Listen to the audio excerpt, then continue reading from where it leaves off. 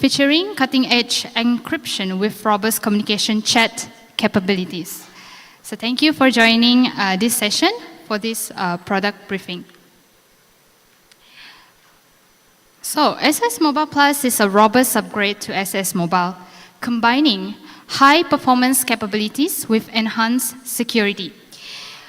This latest version is designed to meet the growing demands on the government employees, whereby it offers cross-platform convenience, where SS Mobile Plus provides seamless integration across mobile smartphones, both Androids and iOS, and desktop version, both Windows and macOS. So this ensures smooth and effective work and communications.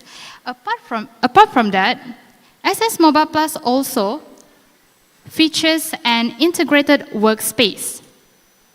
Well, beyond its advanced chat functionalities, SS Mobile Plus includes a comprehensive suite of mini application services, which I will detail in the upcoming slides. Now, SS Mobile Plus is more secured with MFA. SS Mobile Plus strengthened with the implementation of multi-factor authentication, or in short MFA, which allow you to authenticate using either OTP or the biometric authentication. When you access SS Mobile Plus, you only need to scan using face or fingerprint to log in. Besides that, through mobile web, as shown on the screen, you can log in the application via the SCS Mobile Plus by clicking the login button, namely login with SCS Mobile Plus. Additionally, it simplifies the access to the SS workspace on desktop too. So you can log into SS workspace as simple as using SS Mobile Plus by scanning the QR code without to enter your username and password. This ensures only you can access your information, keeping your data secure while ensuring a seamless and efficient process.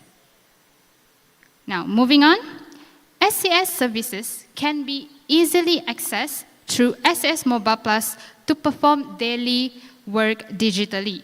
So with SS Mobile Plus, you can access all your essential apps from one unified platform, which means you no longer need to juggle multiple logins for different systems.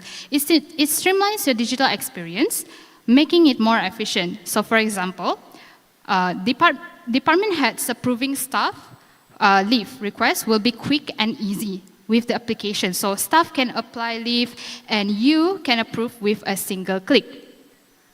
Moving on to the next point, secure chat capabilities. So these chat tools offer simple, quick, secure messaging along with free voice and free video calls, all within the same applications. This integration ensures you stay connected effortlessly. Also, since all the important notification and communications are centralized in one hub, it ensures you won't miss a message. You also won't miss any alert. So everything you need is accessible in one place. And of course, it has user-friendly interface, where SS Mobile Plus, it offers sleek, intuitive design for smooth, straightforward navigation, enhancing your overall experience. So ultimately, SS Mobile Plus offers you convenience, robust security, and an excellent user experience, making it an essential tool for you for your digital needs and digital works. Now, users of SS Mobile Plus. SS Mobile Plus is a super app designed for all Sarawak government employees to work digitally anytime, anywhere. So it is designed to cater a wide range of users, ensuring that everyone can benefit from its features. Now let's dive into some of the mini app services available in the SS Mobile Plus that are most commonly used by the employees. So first up, we have email. Users can access email for efficient communication within the organization and with external parties, ensuring seamless information sharing across all levels. So for example, when you travel, you can stay connected, you can respond to important emails, ensuring smooth operations and uninterrupted workflow. So this promotes effective collaboration. Besides that, one mini app services available in SS Mobile Plus called Cactus, or correspondence and case tracking. So Cactus centralize the management of correspondence and case data, facilitating, processing, reporting, and planning within an agency. So this can be done by viewing the letter, assign case to action officers, and track officers' feedback. So for example, you can quickly access documents and assign tasks through the app, ensuring efficient task management and timely project completion. And then we have GEMS, Government Employee Management System, right? So this GEM is designed to streamline and simplify the processes related to leave, training, travel requests for employees. So for example, you can quickly review and approve leave requests on your mobile device via SS Mobile Plus with real-time updates, saving time, reducing errors, and boosting productivity. SAS Sarawak Accounting System. So SAS is a system for convenient access for application of claim, loan, payslip, and more. So you can quickly access and manage claim, loans, and payslips on the mobile device, which simplify financial tasks. And digital signing, one of the many mini apps available in SS Mobile Plus, is a secure tool that verifies identities and encrypts signature, ensuring document protection. So with this design in SS Mobile Plus, you can securely sign and verify documents on the go, keeping operations smooth and efficient, even while traveling. So now, these are just a few of the many mini app services implemented or available in the SAS Mobile Plus. Other services include Ela2, SAS News, and more, are all designed to enhance the user experience and streamline various admin tasks. All right, moving on to frequently asked questions about SCS Mobile Plus. What you need to know about when using the new SCS Mobile Plus. All right, the first one, configure time zone to auto. So setting your time zone to auto, okay, as shown on the screen, ensures that all timestamps and schedules in the app are accurate according to your current location. So this can avoid any discrepancies.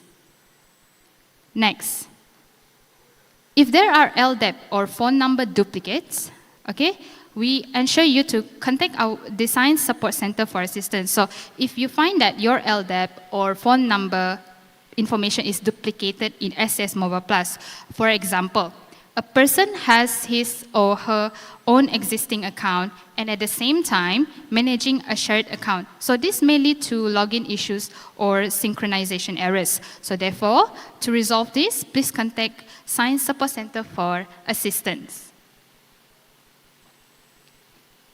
Next, to switch to new phones to new device, register on the new device, the old one deactivates immediately. So when switching phones, SS Mobile Plus can be activated on the new device, and the old one will be deactivated immediately, which this one can be done seamlessly through the application. So this easy process ensures your account is securely moved to the new device, automatically deactivating the old one. And then, unregistered numbers, which can only view the chat capabilities or tools as shown on the screen. So to gain full access to the app's features, kindly contact our Science Support Center for assistance. Therefore, from what has been shared overall, SCS Mobile Plus is a versatile platform aimed at enhancing efficiency, security, and user experience across different sectors. So if you need any assistance, further assistance, or have further questions about SS Mobile Plus, our dedicated team is always available via the Science Contact Center. So feel free to give us a call if you need further assistance or have any inquiries. Additionally, today, you may visit the SS Mobile Plus booth just outside this ballroom. So for hands-on help and more information. So that's all for knowing more about SS Mobile Plus. Thank you.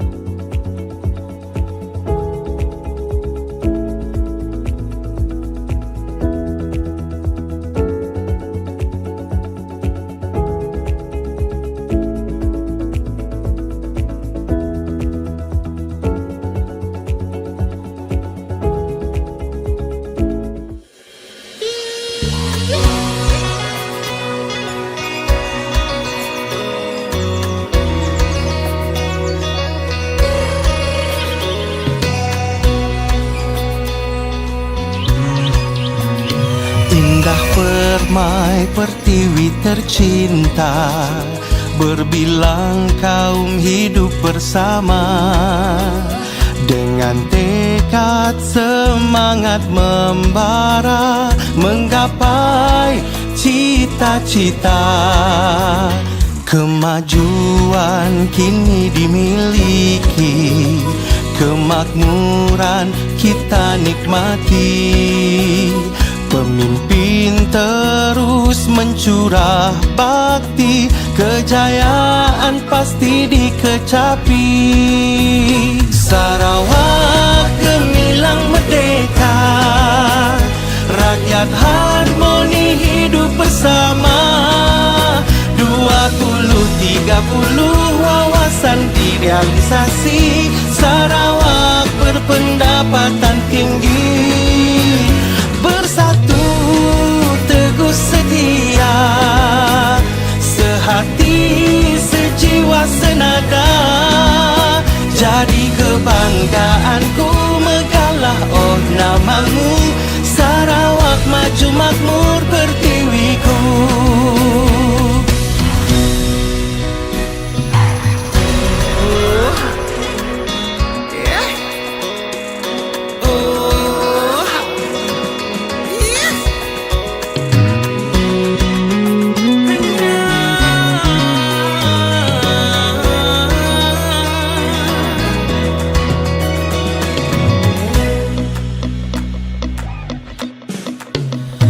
Indah permai pertiwi tercinta, berbilang kaum hidup bersama, dengan tekad semangat membara, menggapai cita-cita. Kemajuan kini dimiliki, kemakmuran kita nikmati. Pemimpin terus mencurah bakti, kejayaan pasti dikecapi. Sarawak gemilang merdeka, rakyat harmoni hidup bersama. 2030 wawasan direalisasi, Sarawak berpendapatan tinggi. Setia, sehati sejiwa senada. Jadi kebanggaanku megahlah oh namamu, Sarawak maju makmur pertiwiku. Jadi kebanggaanku megahlah oh namamu, Sarawak maju makmur pertiwiku.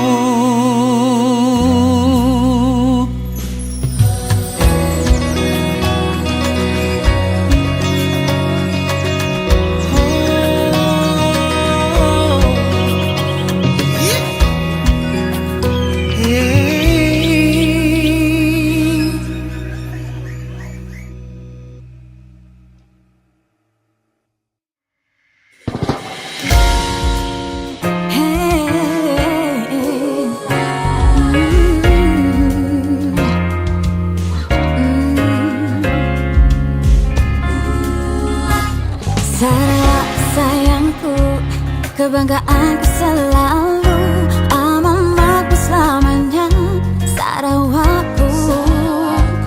Rakyat bersatu padu, pemimpin mengambil tahu, menuju maju, Sarawak maju.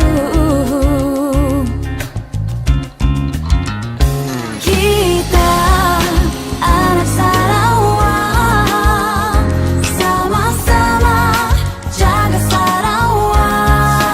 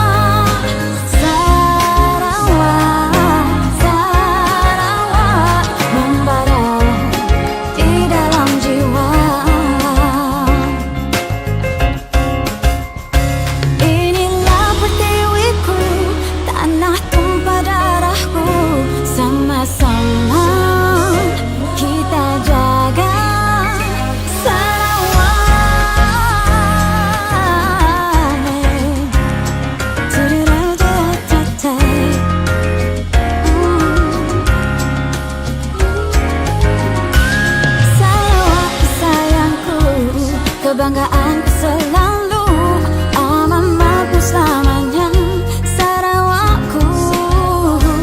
Rakyat bersatu padu, pemimpin mengambil tahu, menuju maju, Sarawak maju. Kita anak Sarawak, sama belah inti Sarawak. Kita sayap ke Sarawak, sanggup bergerak datang ke Sarawak.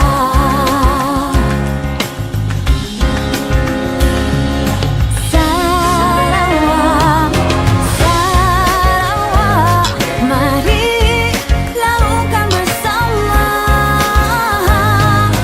Sarawak, Sarawak, membara di dalam jiwa. Inilah pertiwiku, tanah tumpah darahku, sama-sama kita jaga. Sarawak, hey,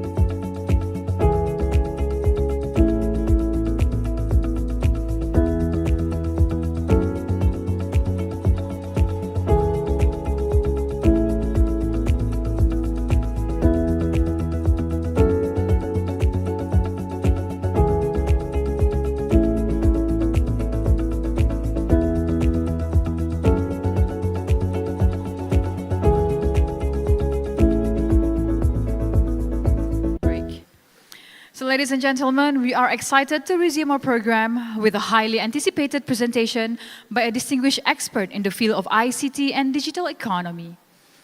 We have heard the Sarawak Digital Economy Blueprint mentioned many times this morning, and I'm glad to mention that one of the expert and brain behind this blueprint is Prof. Jack. Our next paper is titled Unlocking the Power of Government Data to Spur Innovation and will be presented by Professor Dr. Jugdajak Singh, Chief Scientist and Chief Advisor for Digital Economy at the Sarawak Multimedia Authority. Professor Jack is renowned as one of Australia's leading ICT thought leaders and researchers, and he brings extensive senior-level academic leadership and consultancy experience both in Australia and globally. Professor Jack has a remarkable track record of initiating and leading large-scale initiatives in collaboration with industry, government, universities, and the community, driving high-impact economic, social, and environmental outcomes of global significance. Before his current appointment with the Sarawak government, he held several senior positions in Australia, including Director of National Centre for ICT Excellence Australia and Director of SENS-T, a transformative partnership program. He has also served on the United Nations Economic Commission for Europe expert group and is a director on multiple boards. So ladies and gentlemen, let's give him a big round of applause. Thank you very much, MC, for the introduction. It was I'm really humbled and privileged, I think, to be given this opportunity to talk this afternoon. But before I do that, Datu Buckland, Madam Grace, and thank you very much for giving me the opportunity to talk this afternoon. As the MC said, this particular topic, digital economy or digital transformation, is very dear to my heart. And I have worked in this area for many years. But today I'm not going to talk more about digital blueprint, but more about how we can use data to transform or innovate and transform our economy. But before I go on to that, let's, when we talk of digital Sarawak, what we actually mean. And I'm trying to take the blueprint that we developed to ground level and do things that we can really do now to accelerate our transformation. So when I say digital Sarawak, we talk of digital economy and economy.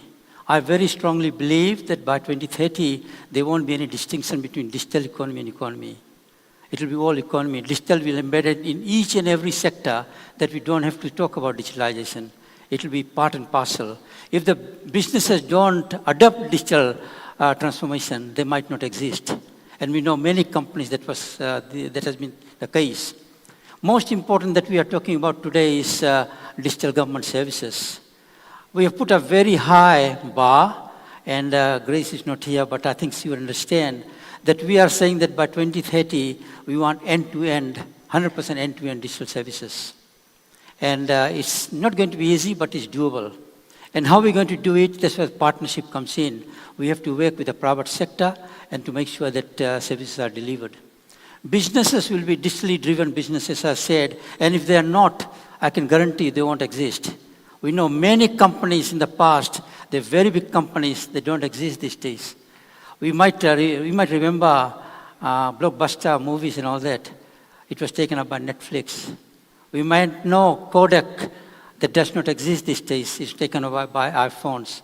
So if they are not there, they won't exist. What we want to do is to want to create a very globally competitive technology sector, and that's where investment becomes very important. So we want to attract high-end investment, grow our ecosystem, grow our startup ecosystem.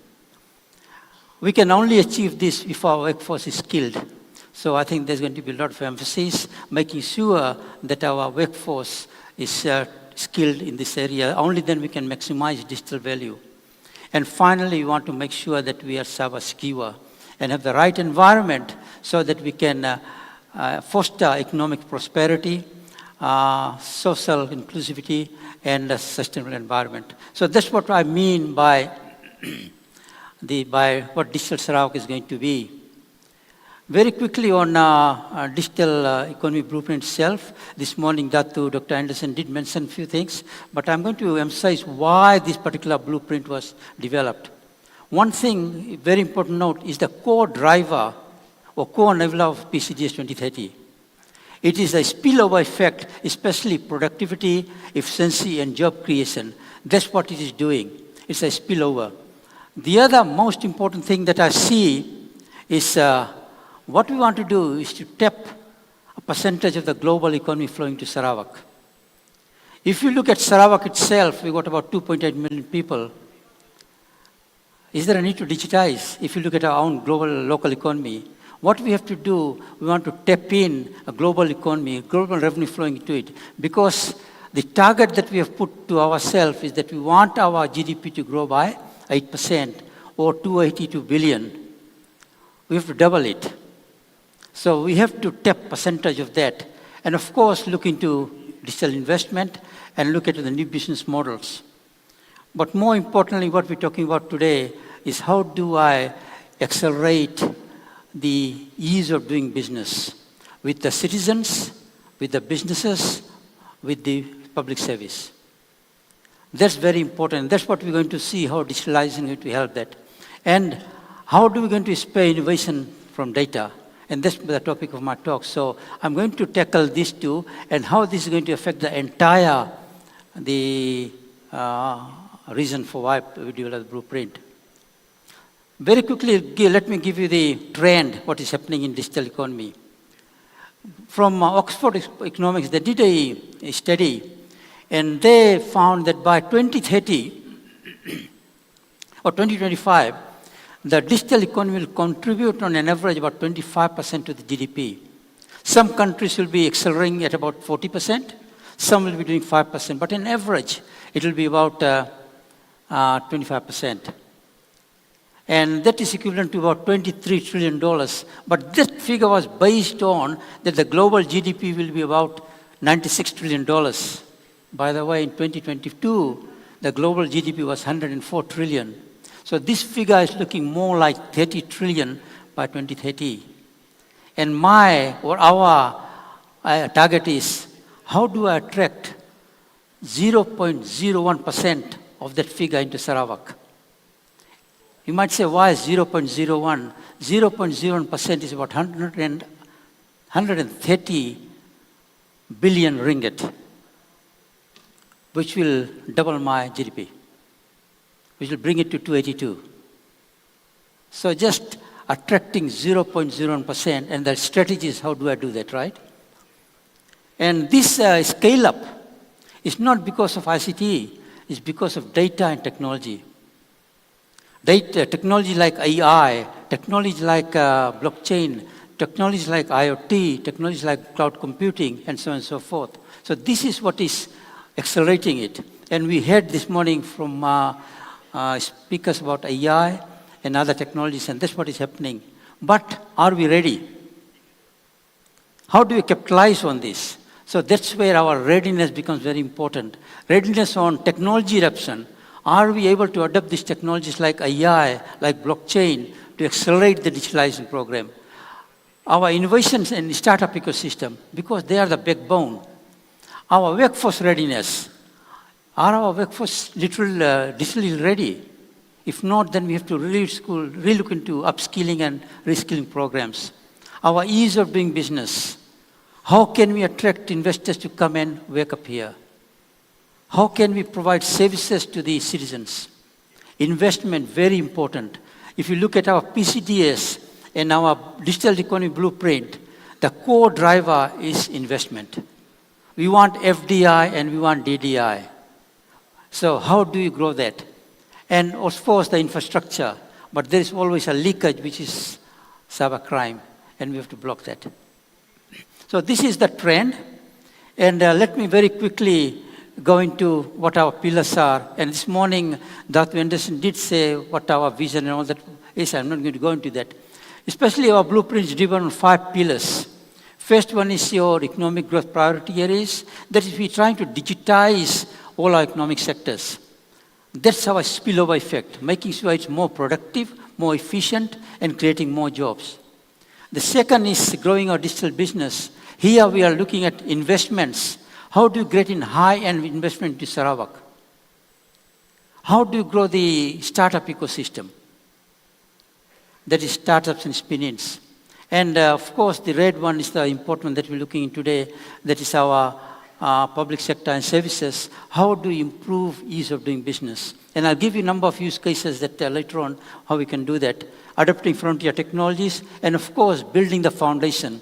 Foundation like digital infrastructure, our talent and skills, our data governance and cybersecurity, our research, innovation, entrepreneurship, and our inclusivity. So these are the foundations of digital economy. Let me home into public sector and services because I want to get into data and innovation as I progress. In our blueprint, we came out with 5 strategic actions for this particular pillar. And the first one was accelerate tailored, personalized, integrated service delivery. And this morning when the person from PwC was talking, he was talking about personalized service. Now, if you look at, and he said about digital government 4.0 and 5.0. Basically, digital government 4.0 was e-government, and 5.0 is digital government. So we are heading, we want a personalized service, but integrated service that we require. The other one very important is that how do you unlock the data, government data, to inspire innovation?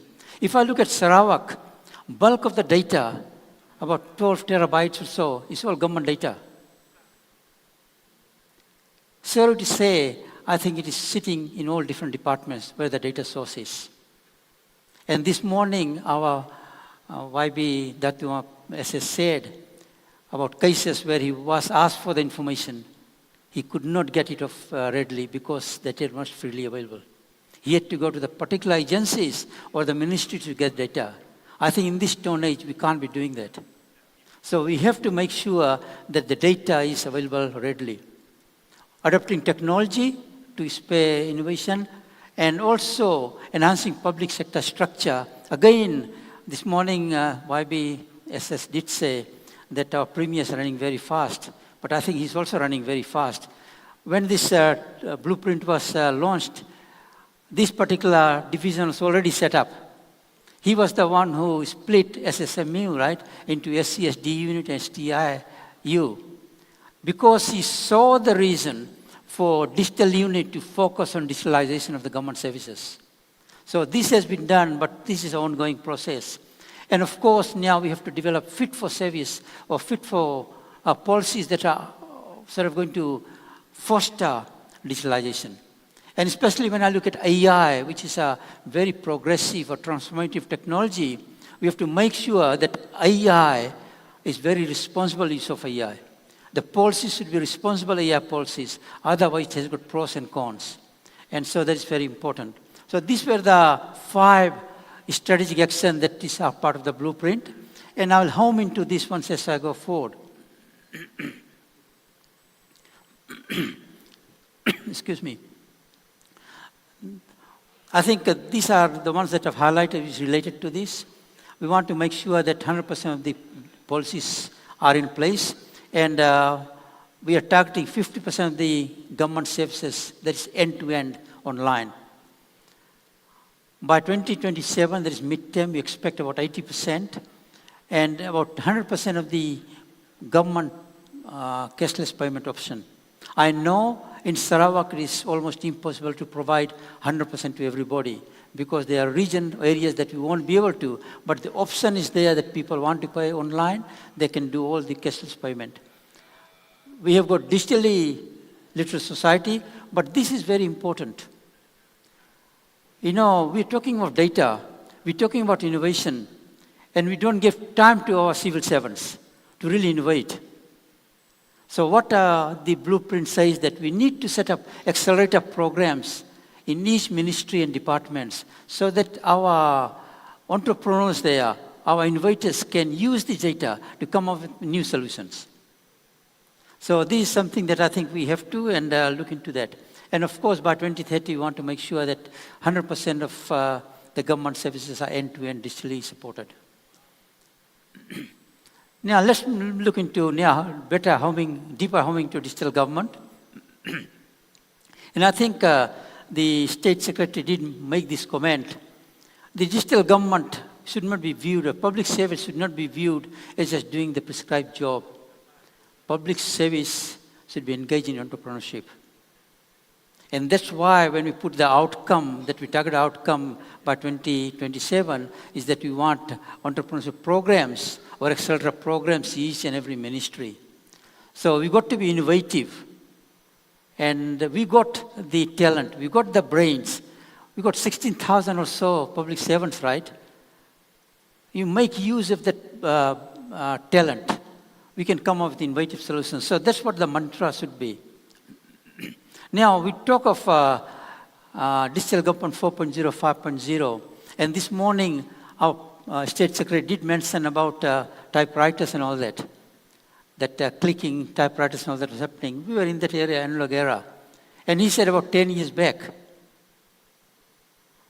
Now, from there we went to the e-government, where we are using what we are saying, data-centric and citizen-centric application we're developing based on ICT processes. But I think we are now in this, what we call government 5.0 or the digital government. That is not the citizen-centric, but it's citizen-driven. We are trying to address what citizens want. It is business-driven. That's why we're saying better ease of doing business. So it is citizen-driven and data-driven, business-driven. And it's not ICT now. It's looking at the entire workflow. The workflow that we have got was developed in this era.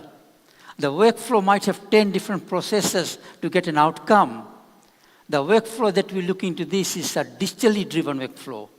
So before going and digitizing the processes, we have to look at the entire workflow. And this new workflow might require only 3 processes. So that's where the efficiency gain is. That's where the productivity is. What is happening currently, not saying up here, globally, is that we're looking at the current workflow and we're trying to digitize those processes. We're not going to get the maximum gain that we want.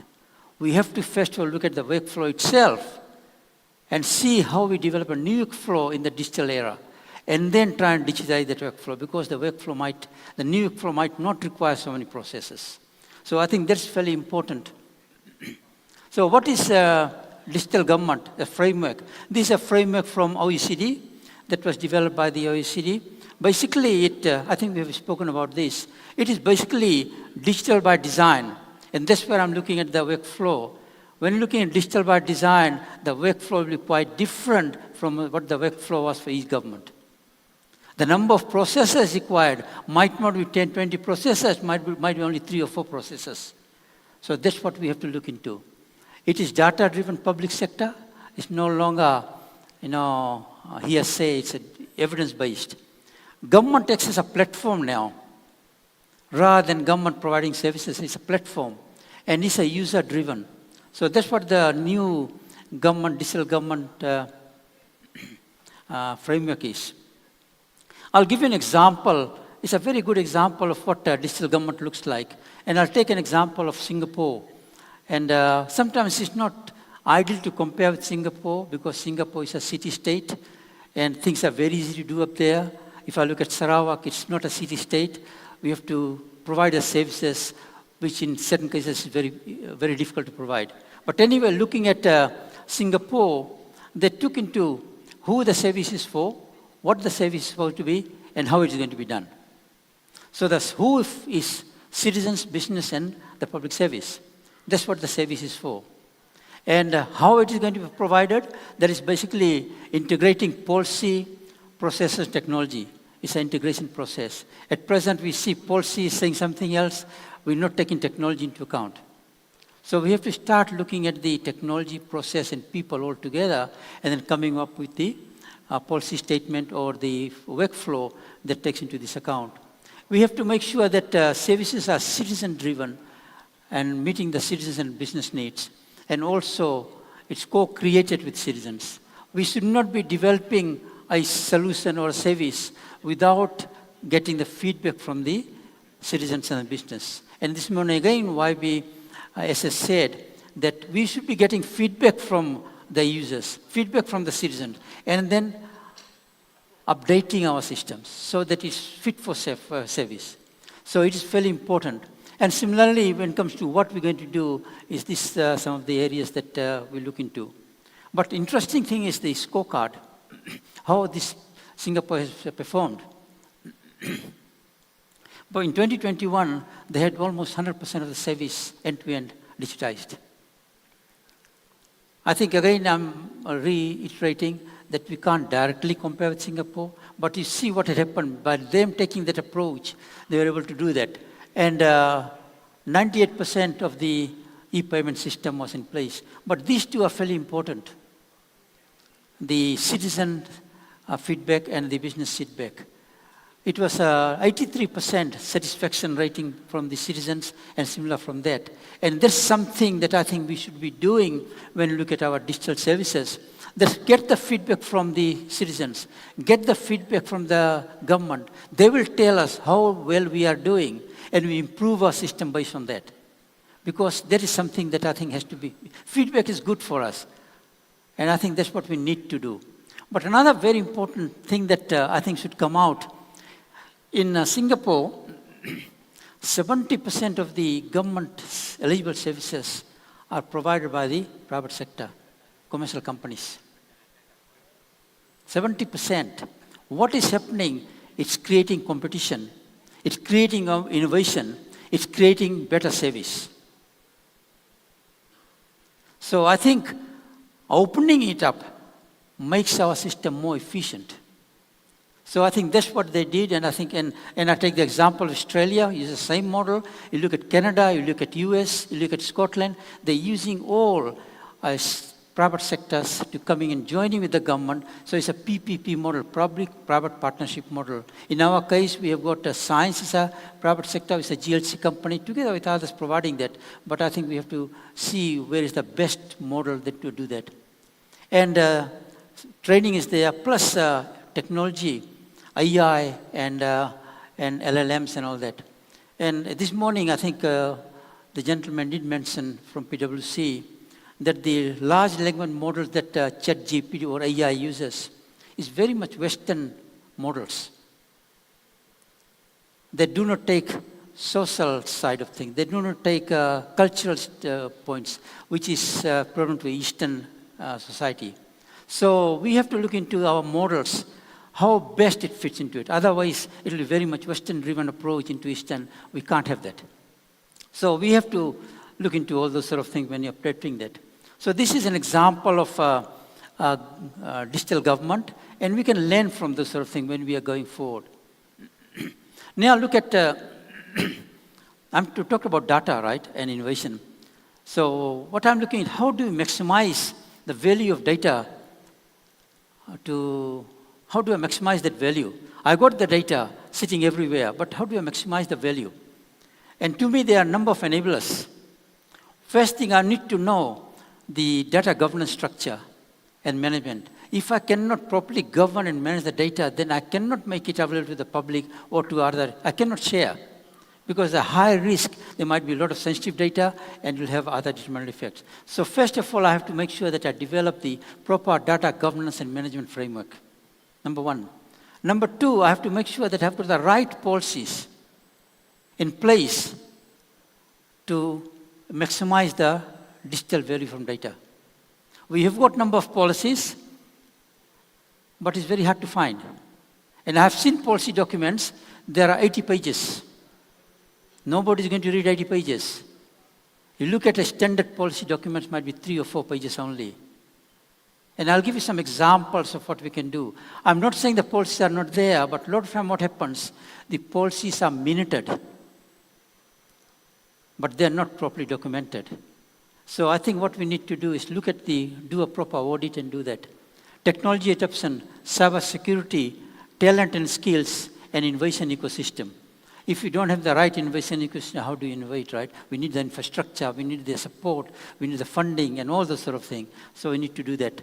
Plus, another thing got to remember, technology and data go hand in hand. Data is the fuel for technology. Without data, technology can't work. You talk of AI, if there's no data, no information, AI is useless. So this is the fuel. And that's where in few years back we were saying data is new oil. But now we don't say data is new oil, data is new currency. Because oil is tied to non-renewable energy. It's not environmentally friendly. Data is money. And that's when I made the first comment, I want data flowing, or I want money flowing into Sarawak, right? I want data flowing into Sarawak. That's the new currency. So that's what we want to do. Now let's look at what is the objective of this first point was data governance framework. I must say here that since DATUK, Dr. Anderson came on board, he took up the major task, and I think he has taken this particular data governance framework, and he has hired consultants to develop this framework so that at least we know how to manage data. What's the governance structure for data? And I'm hoping that by October or so, this particular framework will be in place. We'll go through the processes to get it approved. So why we need this data governance management? One is decision making and policy development so that we can share data properly. And what this does, if we can share data, have the data governance, it will enhance innovation. We'll become more innovative. But there are a number of issues. One is we don't prioritize data and don't resource it. We just make a comment and we don't prioritize it, right? And thank God is a leadership, I think, that is going to make a change, and that's where I think the State Secretary and DSS and others make a difference. Also, the other one is data is either inconsistent or is siloed. Different ministries, departments will generate data because that's where the data is generated. There will be different formats, different standards, and it cannot be integrated easily. And it is siloed. It's kept, and because it's so close to us, how do you share? Because there's risk of sharing. So it's not that the department don't want to share, but there are a number of risks associated with it. So this is a hindrance, right? Because of quality, privacy compliance, lack of standardization, or technology not aligning with that. Because of that, we are unable to share data. The other thing is our capacity and capability. Have you got the people who are able to do this? So we have to do that. And the other thing, now with our digital economy blueprints, the data is growing exponentially. And how do you manage that? So this is another issue. So these are some of the issues and challenges. And thing is that what do we have to do? What are the components in data governance management when we want to develop the framework? One is your data source. We got to know the data source. And in this case, we know all the data is coming from our agencies, our departments, ministries, GLCs. It's their responsibility to make sure data is properly catalogued in the government database. SCS, DU cannot do that. SMA cannot do that. It's the role of the data source where it's generated to catalog it properly.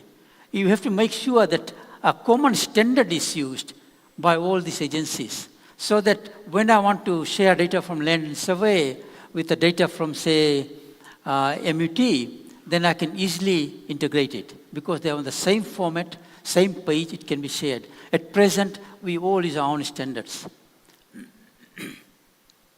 Access and dissemination, we have to make sure there's a very secure mechanism to doing that.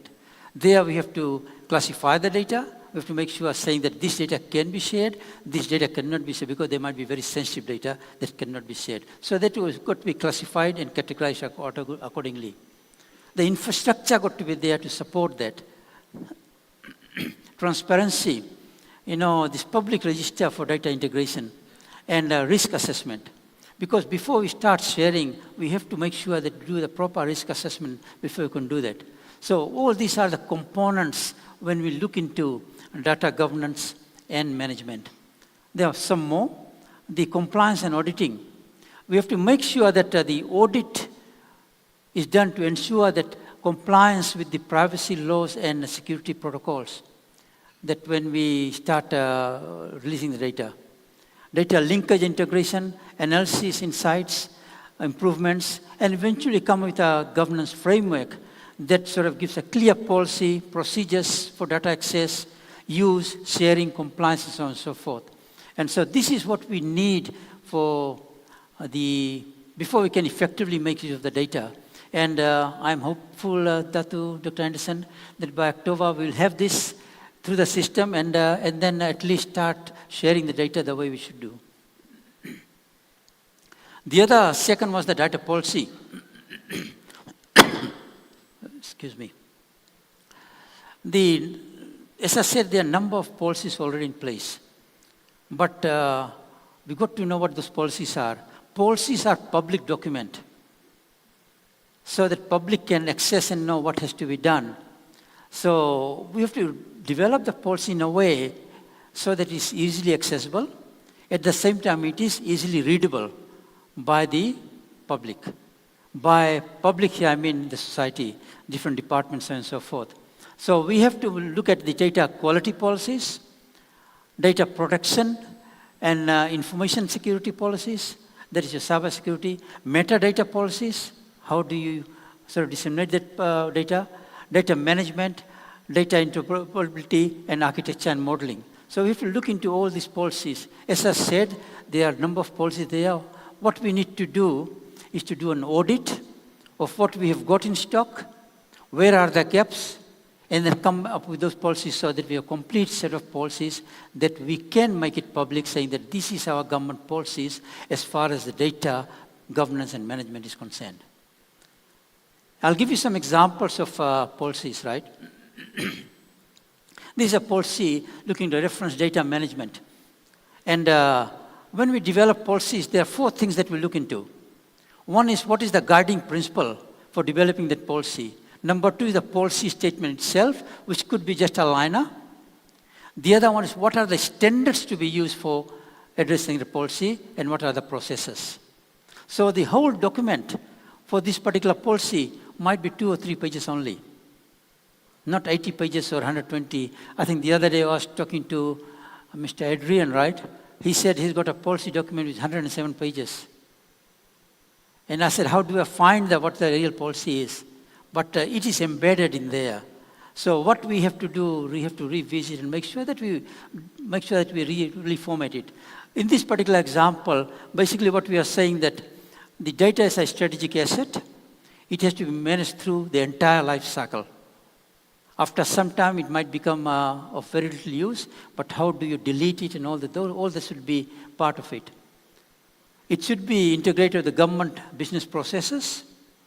It should be accessible, trustworthy, transparent, and so on and so forth.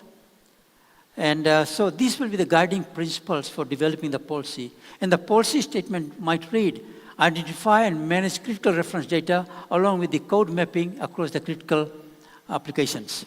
So that's our policy. Now, what are the standards for that? There's records, looking at the stewardships, all that will be part of the standard. And the processes with the workflow, propagation, and all that, what is the workflow related to that. So each policy statement should have that. Another example is looking at the data quality, and we go through the same because they're two data, so the guiding principle is still the same.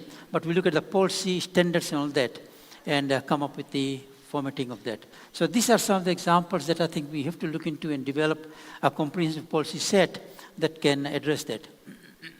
This is an example of a, sorry, the slide is busy, but this is an example of a governance, data governance and information management. It's an Australian example from Victorian government. And basically it looks into the same thing, business and information. So again, what I said is people, process, technology, they are the co-enablers of any data governance framework. So here we look into the people and capacity and culture and all that. They're looking into the information governance, looking into security and privacy, use, share, and release of the data, data management, life cycle management of the data, technology, and progress tracking, and then supporting agencies that are part of it. So this is a fairly comprehensive policy framework that was set back in mid-20s. And it is being slightly modified, but it's an example of what we are hoping to get. And I'm hoping, again, the task that SMA has taken up, and we'll come up with something like this, a framework that we can go deeper into the policies and other areas. This is another one. This is just a possible management structure. I'm not saying this is something that is done. It has to go through the appropriate councils and committees to approve that. But what I'm saying, when it comes to data management structure or data governance structure, it has to be done by somebody. We have got two units, unit which is SCSDU unit and SMA which is an authority. Together we got the Digital Government Committee. So it's these three that should be responsible in my understanding. And it's just something possible and it will go through the processes because eventually it's the board, SMA board that will stamp everything. And the Executive Council, which is chaired by YB DATUK AMAR SS, which is part of the digital economy governance structure. And this was presented this morning by the DATUK Anderson. So what I'm saying, when it comes to the Digital Government Committee, they will define the long-term DG vision, digital government vision for data and its objectives. They'll give the directions and approve policies, projects and all that. That's their role. But the management of the data is at SMA, is authority. And according to the ordinance, that's one of the tasks they've got. Responsible for developing, reviewing, monitoring data informed policies, standards and processes. And managing data assets, security, privacy, and all that. So that's the SMA role at a management level. And SCSDU unit looks into the implementation of these policies and the initiatives, working with the ministries and private sector and all that, making sure that it is operationalized. And then CDOs in each ministry and agencies, which SS announced this morning that the appointment will be done this year. CDOs take at the managing all that at the ministry agency level. So this is a suggestion, and I think it will work because then each one has got the role to play. Each one is accountable. And eventually it's the DGC committee that will make the decision and then rubber stamped by the council and the board. Now, let me now home into data and for public good, harnessing the data. And here what I'll look into is more of use cases. And idea is that we have been flying at about 30,000 feet. We're coming down to 10,000 feet. I want to eventually go down to the ground and operationalize our blueprint. That's our target. What do I have to do to make sure that we're moving on the blueprint? And I think this morning our State Secretary also made it very clear that blueprint is one thing. We don't want to be collecting dust. We want to make sure that we start delivering on the outcomes that we want. So that's what we are targeting now. Again, just an overview, I'm looking at data. We have to make sure it's a centralized data management. And I think everybody has talked this morning if it's not centralized, the issues. So it's one data set eventually, or one data management system that points to all the data set. If the State Secretary wants something, then he has got full access. If the permanent secretaries or deputy state secretaries want something, they've got full access to the data. We can make sure that it is accessible to certain people, but it is accessible to the right people. It has to be made sure. We have to make sure that data is in a right format so that it is integratable and usable. It is automated. That's why the technology comes in place. Is data sharing is most important because if we don't share data, then we cannot solve real world problems. These problems that we have got is very complex these days. It does not require data from one ministry or agency. It requires data from multiple sources. So unless the data is made available from other sources, then you cannot really solve that. And basically, public service quality and resources will be better used. And also the policy making will be more aligned to the data. That brings me to the open data. Sorry, excuse me. You know what, I'll give you a case here. In Australia, about 25 years back, excuse me.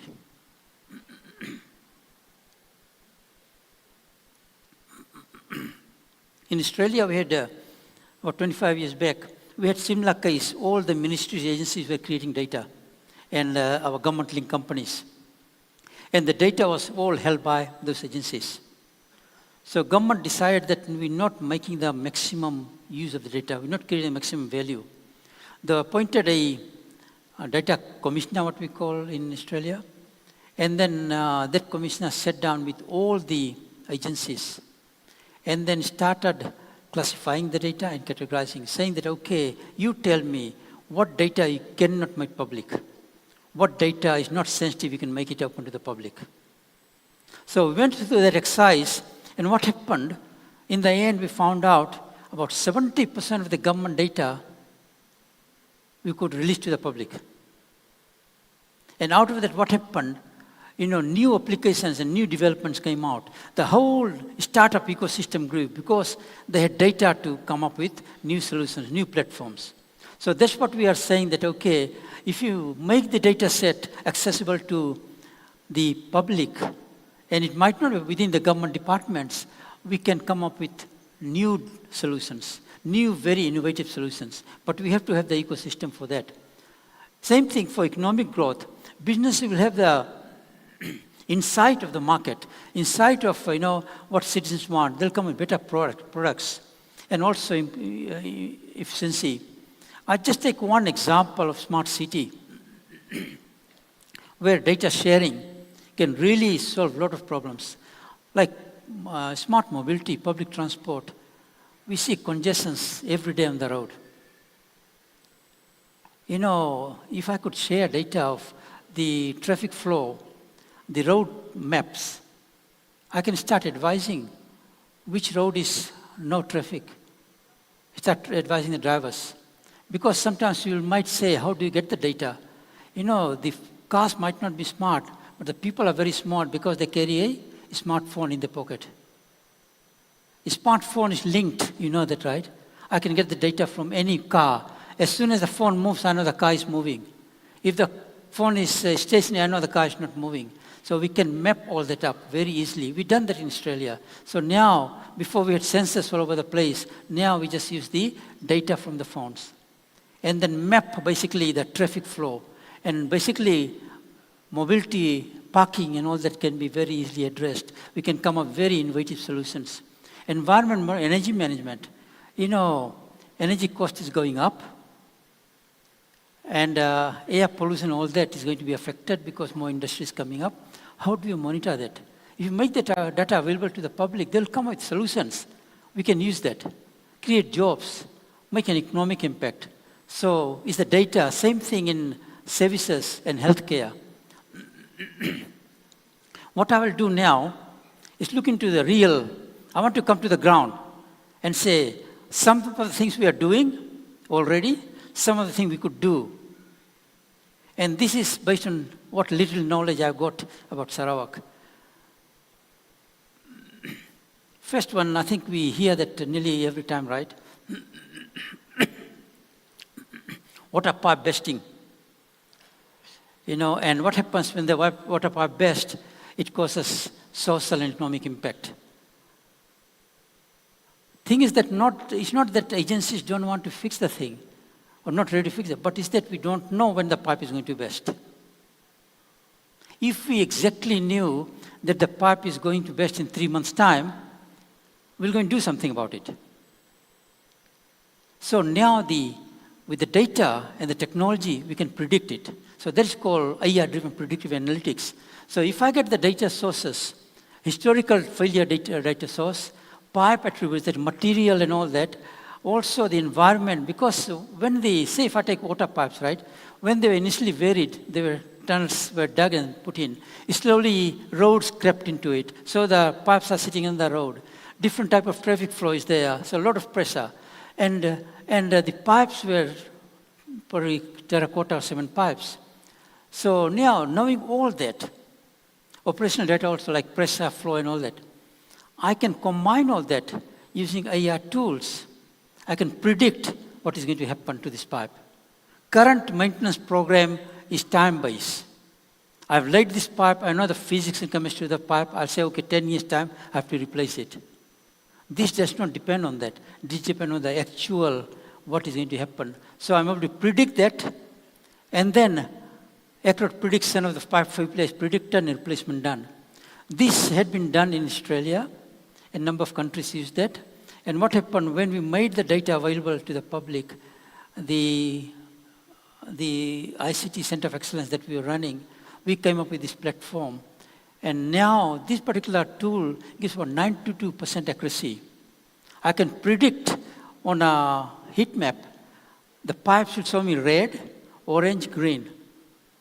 And the agencies know, okay, these are the red areas, they start attending there. So this is predictive analytics, where I think if you start combining data from different sources, then I'm able to address that. This is something, I know in some way it's happening, but I think this thing can be done. The other one is,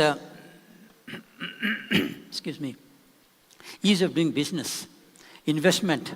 If I look at PCDS and SD 2030, both are driven by investment. I want FDI, I want DDI. They're going to create jobs, they're going to bring money in. Because if I look at data center, that's where the data is going to flow from overseas into Sarawak. There's currency flowing in, and I have to provide the service. So I want this. I want investment. But the challenge is, it's not the ministry's department not trying to do their utter best. These people are fantastic. You go to them, they leave everything, try and help you. But the thing is that it's disjointed. In fact, I was directly involved, right, in data center. So we got an investor, they want land. We go to Mintrade, they say, oh, this is where the land is. Ideal land, right, Samajaya and the Maitlak and other places. We go and buy the land. When we buy the land, they said, no, you can't do it here because there's no power. So that land is sitting there. We go somewhere else, so we keep on going round and round. I tell you, this particular project took almost 2 years to get off the ground. It's not the agency department, but we are unable to bring all the data together and develop an engine that could just tell me straight away that, okay, this can be done. So what basically I'm saying that to make sure the process is efficient, first cut, we get the land and survey, utilities data, transport connectivity, all these data sets which are owned by different ministries and agencies. Combine that, develop an AI engine, right, a digital tool. It looks at all that. I'm an investor. I will say, I want to set up a data center for argument's sake. For that, I want a technology park. I want 240 megawatts of power. I want to be in a non-flood prone area. I want it to be close to the universities and innovation hubs because I want talent development.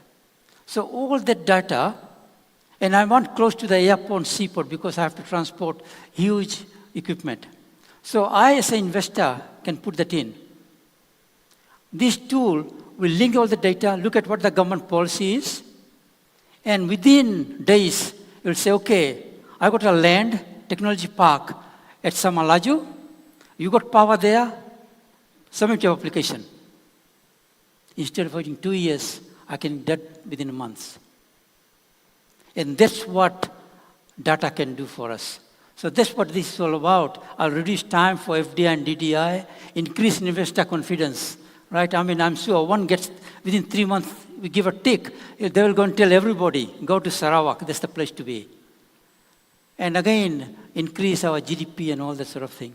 So I think these are the sort of things that I think we can do using data to improve our investment approval process. Potholes, right? We see this everywhere. This is not a local issue, it's a global issue. Everywhere it happens because roads are man-made. You know, the weather condition, climate change, all that causes this. At present, it's not that people don't want to fix it. I remember there was an WhatsApp message that YB DATUK sent about this electric pole with these vines creeping like a snake, right? It went kind of within the head of groups, and next day it was all fixed. If JKR, whoever was supposed to do that, if they had that information, they will do it. They would have done it. Is getting that information. What we are dependent on is the citizens or somebody going and getting the data and then we fix it. What we can do, these are garbage trucks. Garbage trucks go on every road to collect garbage. So what is done here, these garbage trucks have been fitted with 5G network, very high resolution cameras, and GPS. So when they drive on any road, people are collecting garbage, that's okay. But the truck is a machine to machine, right? Is collecting data of the road condition. saying, oh, there's a pothole. It knows the severity of that pothole. The other place it sees that, okay, within a few weeks, that will be a pothole because it's a high resolution cameras can go 1 meter deep. So the data is collected in real time. The engine does the priority, the AI engine, sends straight away to the agencies that are responsible for fixing it. And in real time, it is dished out to the maintenance team. If the maintenance team is in the area, they can fix it straight away. So it's not about getting people fixing it, it's getting the data, making it available to the right people, and then also prioritizing it, saying that this is a severe case, it has to be done first. So this is using technology and data and then making it. And again, what happens is that in this case, garbage trucks are driving all over the place, they're collecting data, doing dual job. And this thing is done again in Australia, this is in the councils are doing that, and basically saving of 50% on asset management. This, I think, what I was talking to the PEMSEC MET, and he said this has already started. That is having a underground asset register, looking at the telecommunication underground cables, looking at the water, looking at electricity, looking at gas and all that. And what happens is that issue is up here, safe digging. When the contractors go in, if they don't have the real-time transparency of where the pipes are, then they will dig and it will cause a damage. So by having this public available real-time underground database, basically, that I can access from my mobile devices, I can save these damages to the infrastructure. So it's creating basically a database, and then basically again what is happening, we're sharing the data from data on electricity, water, telecommunication, gas, etc., and combining it up together. These are all very straightforward, quick win projects. And that's what I want to target today, is that how do I move our digital economy blueprint forward? Because of the outcomes that we are interested in. This is agriculture. I got my good friend Dominic up here. And greenhouses, another thing. You know, we do all this plantation, but suddenly it is attacked by some virus, some fungus, some disease. And then we lose 20-30% of our crop. Again, using AI engine and data, we can predict when our crops are going to be affected by disease. So it's all predictive analytics. Here, basically, what is our tomato crop? And what happens if you look at some virus, fungus? Normally, we come to know, as a farmer, we come to know at this stage when the outbreak happens. The damage is done. I'll lose 20-30% of the crop or even more. If I could predict at this point, when the crops are not affected, at this point, then I can do something. And it is able to, because from data, we know that disease, virus and all that, how they sort of infect. It's the climate. So basically measuring the temperature, humidity, sunlight, carbon dioxide, leaf wetness, historical data, weather pattern. If you collect all the data, integrate that, then this AI engine basically, database, can say, okay, your crop will be affected. So message straight was sent to the farmers through the mobile device. The farmer goes and takes the measurement, right? He countermeasure, he sprays his farm, and the increase in productivity by 20%. These are real things that were done overseas. And here in the greenhouses, I've seen in greenhouses where first crop was very good, second crop we see it went down because of the viral infection. Another example is, what can I do to help you? Chatbot, right? UCAS, I mean, they're here. And they are basically looking at different data sources again, integrating it, and let the AI and the natural language model processing that advise people as a service to the community. It increases the accessibility and better feedback from the citizens. This is also very important. And the other day, the Right Honourable Premier announced that digital health or health is a very important area. And agriculture and health is the two targeted areas that he is talking about. And he mentioned that the other day. And if I look at Sarawak, it's not easy to provide healthcare service. It's too expensive. How can you put very highly qualified doctors out in the rural areas where the population is very small? How can you have infrastructure all over the place? So it is very difficult. So that's where telehealth, telemedicine comes in. You digitize these processes using technologies like cloud computing, AI, blockchain, 5G, and all that. And I'll give you one use case example. Basically, it's a remote health service. And here what is happening, say I take somewhere in Kapit or somewhere out in the rural areas, a patient comes to the clinic, and then the doctors are there, not able to provide the service. They're not able to diagnose because one thing, the expertise is not there, the infrastructure is not there. So through 5G network now, which is very high resolution, very high speed network, and also we can exchange data and information in real time. This doctor and nurse can liaise directly with a medical specialist in an urban area, use the facilities, and this specialist can advise in real time the patient, this is what the issue is and all that, and this doctor can prescribe medication. If he sees, if the doctor feels it is a serious matter, then he can say, okay, get the patient in the urban area. It will save millions of dollars through this sort of telehealth. It's a fastest growing industry, about 65% is in that. Similarly, I look at patient care. I come to work every day and go home, and I see 2 or 3 ambulances going every day whenever I come to home. And these ambulances are trying to maneuver in the traffic. I'm thinking this is life and death for this patient, because it might take half an hour, 45 minutes for the patient to reach the hospital. Won't it be better if I can provide a real-time health service to this patient when he's in the ambulance? So I did speak with the healthcare of people. When the patient goes to collect the patient, the healthcare data of the patient should be available, right? The other one, the ambulance should know the traffic flow. That is linking the road data, traffic flow data. The other thing, the ambulance could link directly to the specialist doctor through 5G network. And the doctor can start providing real-time service to this patient who is being transported to the hospital. It could be life and death. And we know a few months back there was a case like that where the car did not move out of the ambulance and eventually the patient died.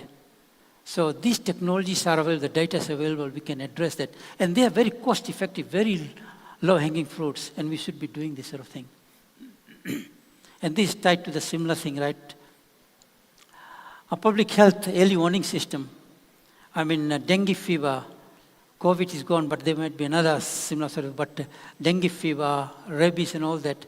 If we can detect that early, what is happening, then we can do. Now here basically it's fairly straightforward. What we can do, we know the data from the hospital admission.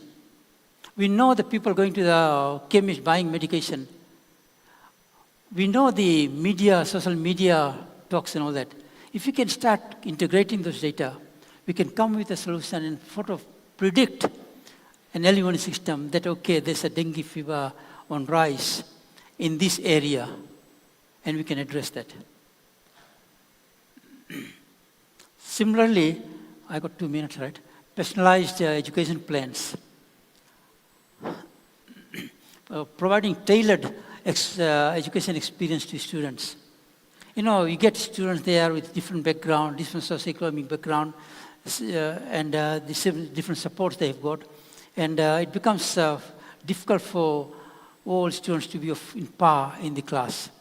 So that's where some sort of personalized education care is needed.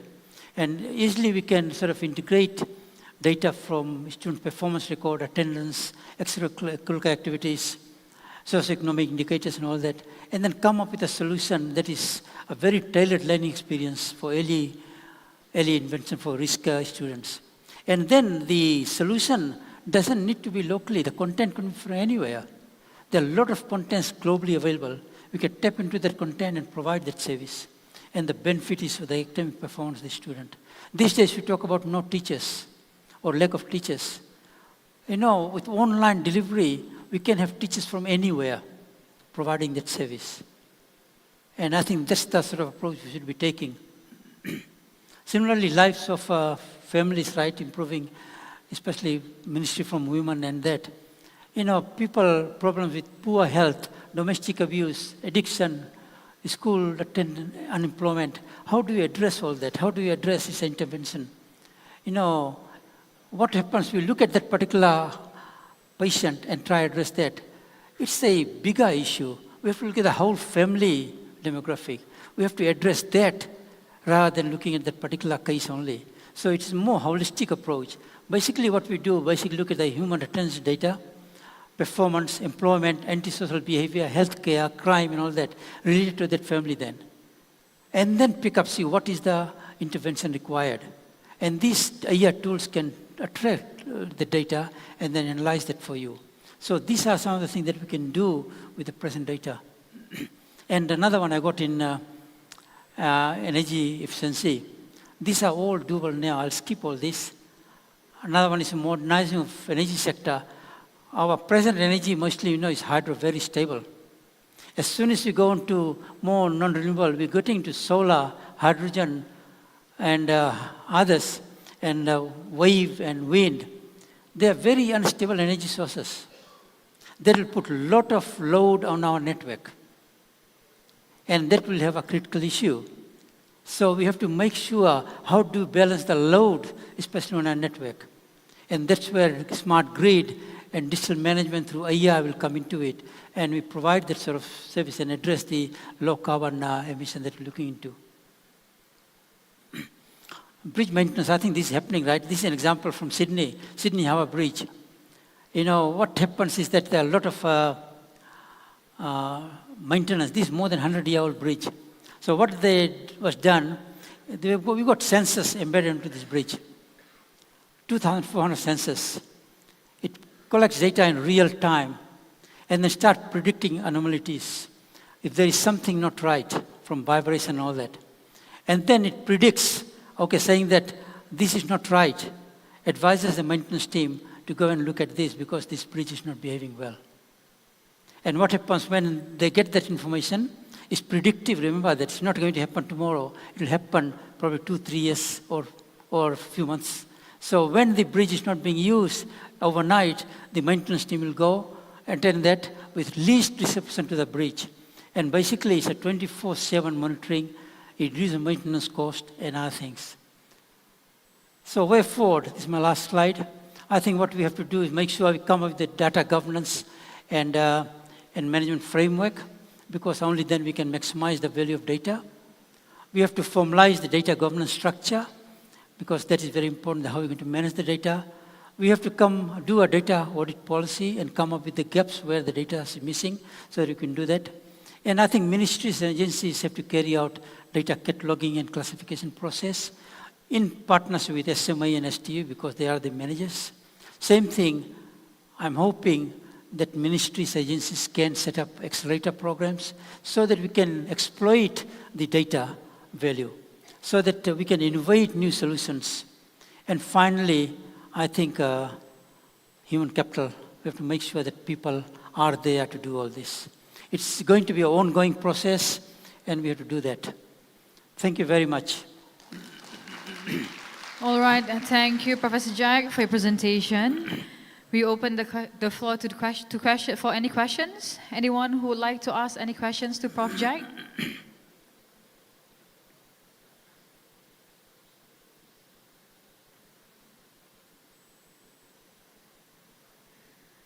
Just one comment I would like to make. No, there are no questions. Please remember, the blueprint is yours. You own it, not us. It's your document. You have developed it. Let's make it happen. And let's deliver the outcomes that we have to deliver. Thank you. All right, thank you, Prof. Jack. Ladies and gentlemen, we will now take a short 5-minute break for anyone who needs to use the restroom. Please be back promptly as we will continue with an exciting paper by Huawei. Thank you. Eh? Heads of departments, ladies and gentlemen, if you have any feedback, can you please give us your feedback by scanning the QR code that can be seen on the left and right. Can we have one QR code here in front, please? Thank you.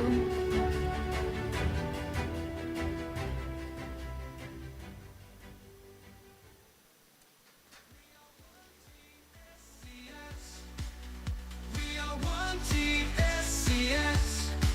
We believe, we build, we belong.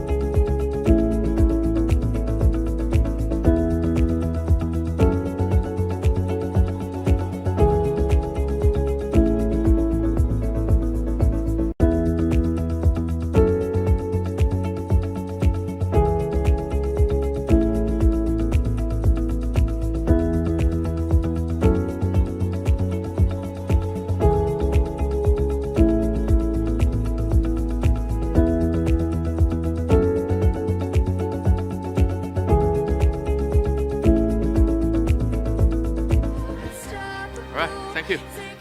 So, to begin with, distinguished heads of departments, distinguished guests, ladies and gentlemen, good afternoon.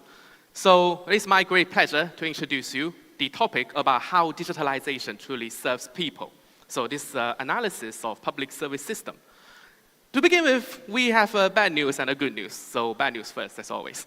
Today, I'll talk about many solid examples. So, maybe it is too solid. You have to serve it with coffee, water, anything you want.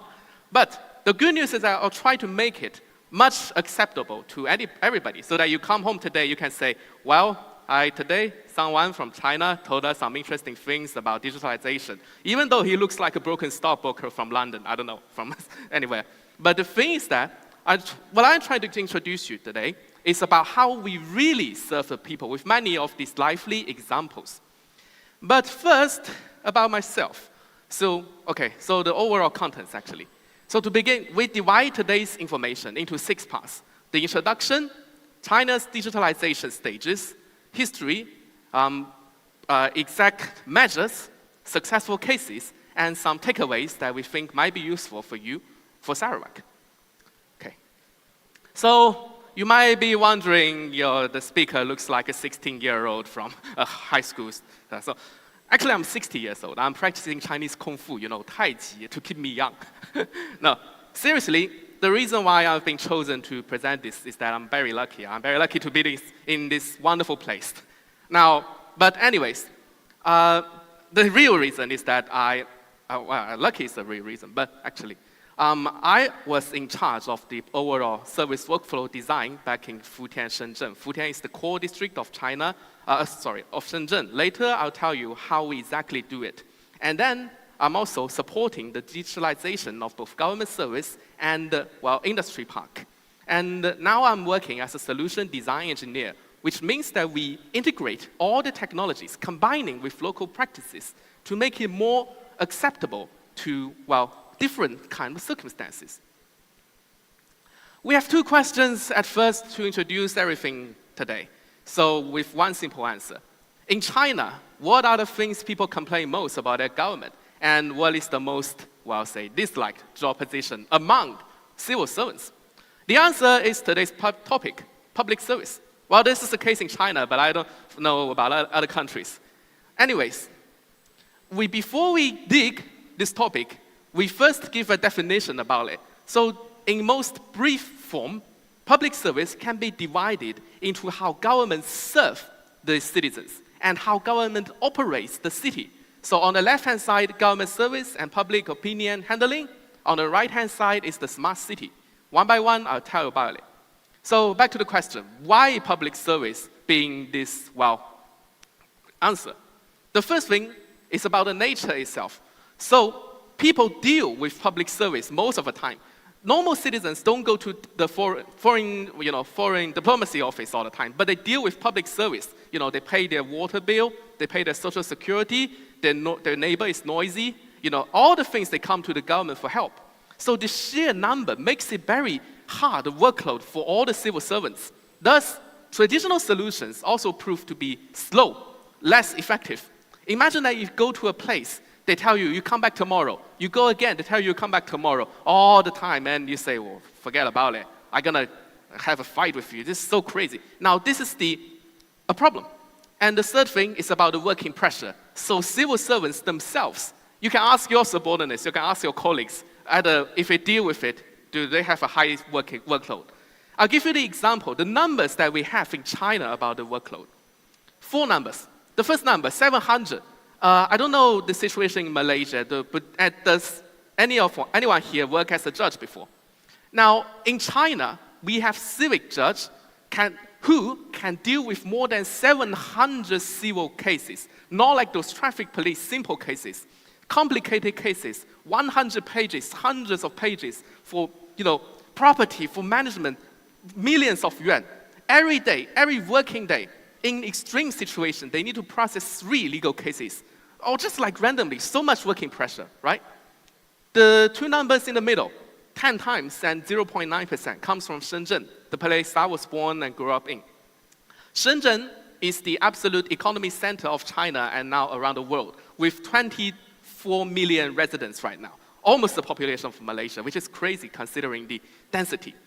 But the city event of Shenzhen. Now, city events are things just, as its name suggests. For example, broken street light, dirty public spaces, all these things relate to city management. We call it events. This event, over the past 10 years, increased more than 10 times. On the same period, the number of civil servants in Shenzhen only increased by 0.9%, which is crazy considering that we have more than 20 million people at the same time with huge economy. But Shenzhen keeps operating and actually much better. So how does it deal with it? I'll tell you about it later. The fourth number, 20 million, comes from Beijing. 12345 government hotline, which is used all around China. They deal with 20 million phone calls last year, which is, again, an insane number. So to deal with it, the best solution is to digitalize the public service system in these 3 ways. We use various ICT technology, and then we empower different scenarios. So instead of traditional case-by-case category things, we merge all the service category into certain scenarios like company opening and stuff, so that it breaks the barrier between different departments. The last thing is that it will also improve efficiency, provides benefits, increase the usage of current resources. What can it provide? The first thing you notice on top is that it provides a visible asset. I use the example of Estonia. Estonia is a small country, only 1.4 million people, and it's very much known for only one thing. It's in crazy level of digitalization. Some of you have already heard about it. So it provides with them a unique advantage and identity that can be left for generation after generation, which, for certain cases, will make people truly feel proud of their country, of their city, right? So the first thing. The second two things are essentially the same thing. Making businesses happier, making people happier. I don't need to explain this. We all know it by ourselves. Improve efficiency. The fourth thing, last but not least, it will make civil servants happier as well, which means makes you happier, I think. Yes. To reduce the workload and to trade, as it says, to use computing power to trade off for manpower, which is very important in today's city management. Now let's come to how China did it and what are the results that we have. I'll use my own example to explain this to you. My mom used to have a vegetarian restaurant. Now this is a real case, you can search it online. But the thing is that she founded the company in 2014. At the time, it was a family restaurant with only 2 employees, my mom and my dad. Now seriously, yes. But to open a restaurant like this, it took her visits to more than 4 government departments. At first, at that time she must come by person, actually, to the Market Regulation Bureau to register the company. The second time, she went to the tax office to register social security account, tax account, and so on.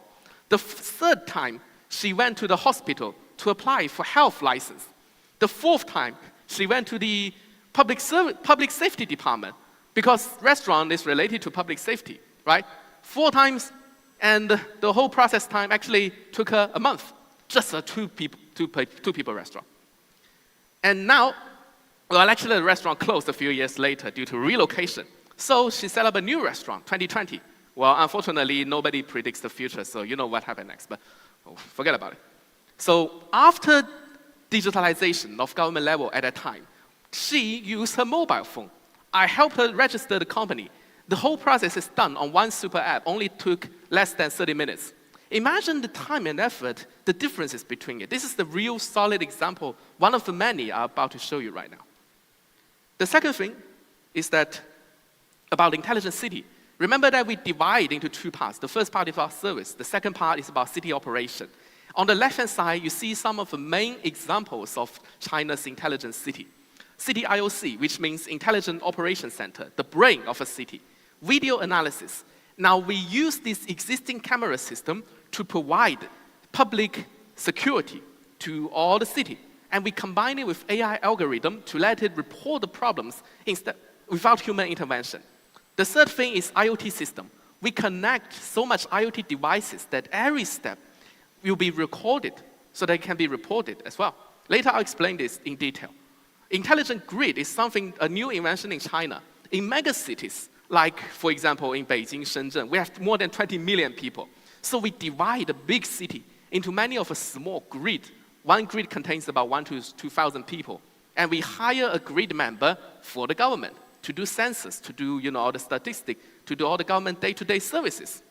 And on the right-hand side is the overall structure, which contains from bottom sensing, connection, analysis, application, and also platform.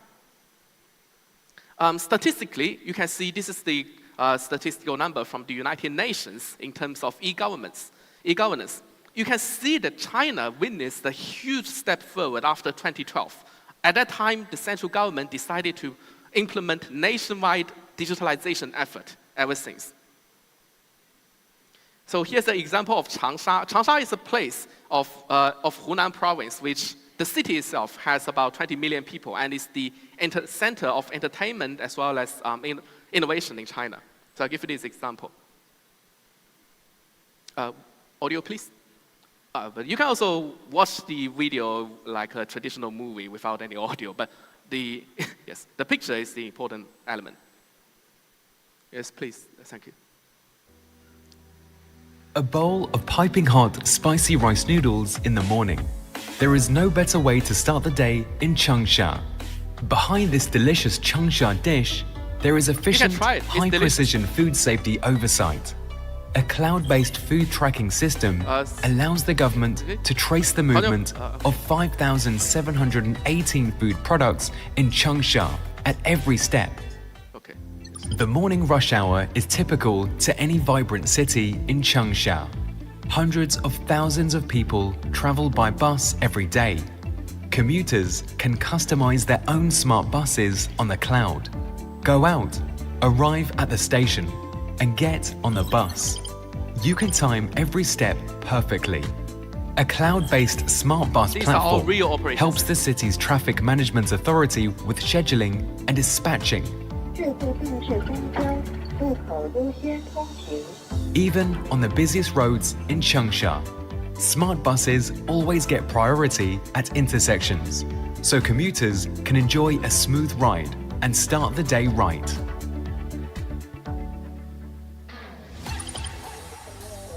In this bustling city, everyone is working hard to achieve their dreams.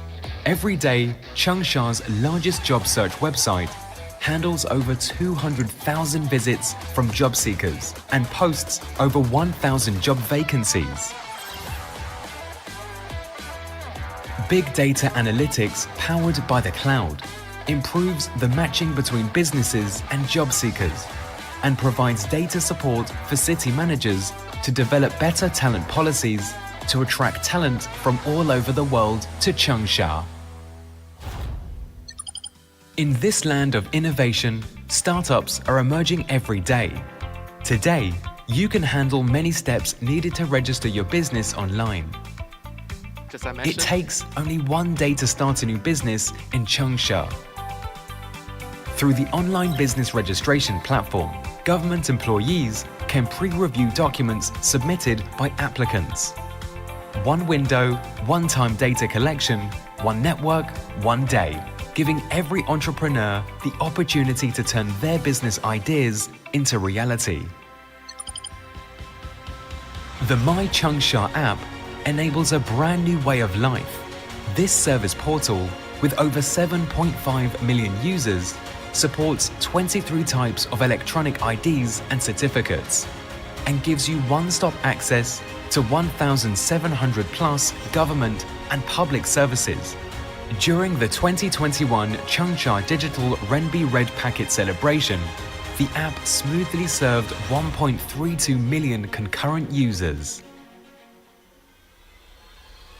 Changsha, a city steeped in history, is becoming a new digital hub for innovation in the cloud.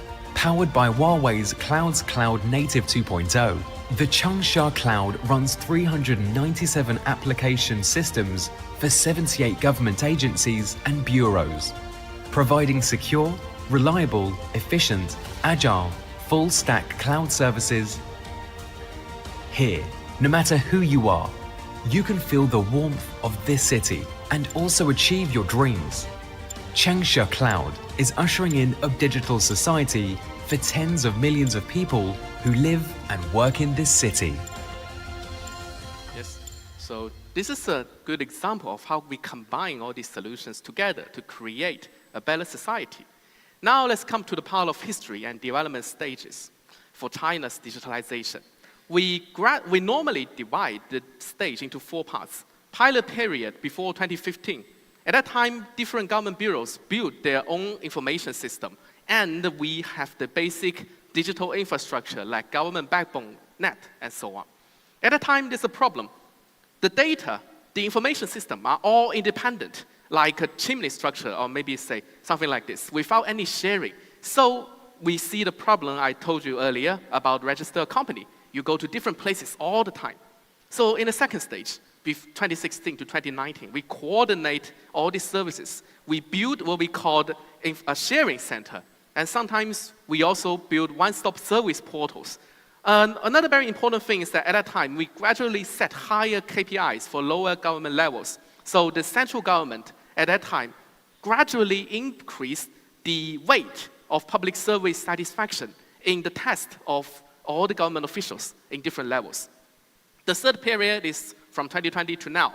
So with the initial use of AI agents in different government service departments, we now gradually making better use of it. And also, the new concept of data economy has also been taken into consideration. Later, I'll explain how we actually use it.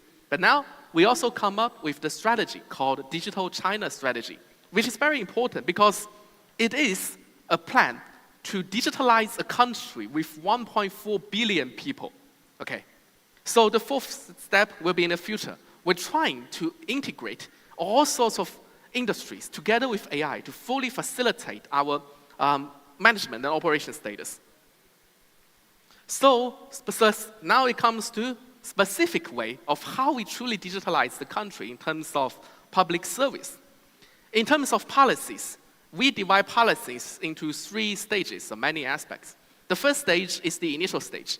We have something called Government Online Initiative. At that time, we set up government service portals, etc., for foundation. The second stage, for many years, we come up with some major projects, like, for example, Internet Plus. Internet Plus government services. So we build online government service portals. We have online service portals, national online portals, provincial online portals, municipal online portals, all the way. So it gives people the entrance to services in one take, just like what Sarawak is currently doing right now. And also, we encourage the sharing of data, information, and to improve the service coverage. The third stage is to better design the system. We have the guidelines for better digital government and so on. But now let's come to more newly ones. Digital China Initiative, which is issued 2023. The idea is to digitalize the country in its economy, politics, culture, society, as well as ecology. Now, for us, we shall pay attention to some of the conclusions over there. The first thing is to build streamlined digital infrastructure. That is to say, making good use of existing resources, build new ones, but also increase the sharing, the connectivity between different branches, so that you don't build a repeat and over again. This is very important, especially under current circumstance. Our government budget is also limited. We cannot waste money on too many things at once. The second thing is to build data resource sharing system to smooth the data sharing. And on the right-hand side, you see 3 red squares. Now, the first thing, different departments must regularly report the digitalization progress to their higher up level. So like monthly, half a year, when you go to your boss office, you say, boss, I'm doing terrible. Well, you can't do that now, but you face with serious consequence. Because your ability, your result in government digitalization will be an important criteria for you when it comes to promotion. Yes. The third thing is that for different levels of government, we encourage the leaders, the civil servants, to have the exact digital literacy and skills. Now, for governing body, I think this might draw your attention because in our practice, I receive guests from all over the world, before and now, from Egypt, Saudi Arabia, and other countries. One of the biggest, there are two big challenges. The first challenge I think you're experiencing right now is how to share the data, how to combine all these service portals in one take to achieve the 100% online service rate. Am I right? Yes, I'll take this as a yes. Okay. The second challenge is that when it comes to this, who is to do all these things all together? You must have an implementation body, which in most cases, it must be a real one. Now in China, the case is a little bit specific because China is a huge country. I need to repeat this over and over again. China is huge. 1.4 billion people, 50 times the population of Malaysia. You can imagine the sheer size of it. So we divided it into two layers to talk about it. First, central government. Under the State Council, we set up the National E-Government Office many years ago. So this E-Government Office is the leader of nationwide government services. So it monitors the service progress, the service quality of all different provinces. Sometimes it even send out a unit disguised as general public to go to different service halls all around the country to check the service quality. Well, maybe you can do the same thing. You can disguise as some general public and go to your local service hall.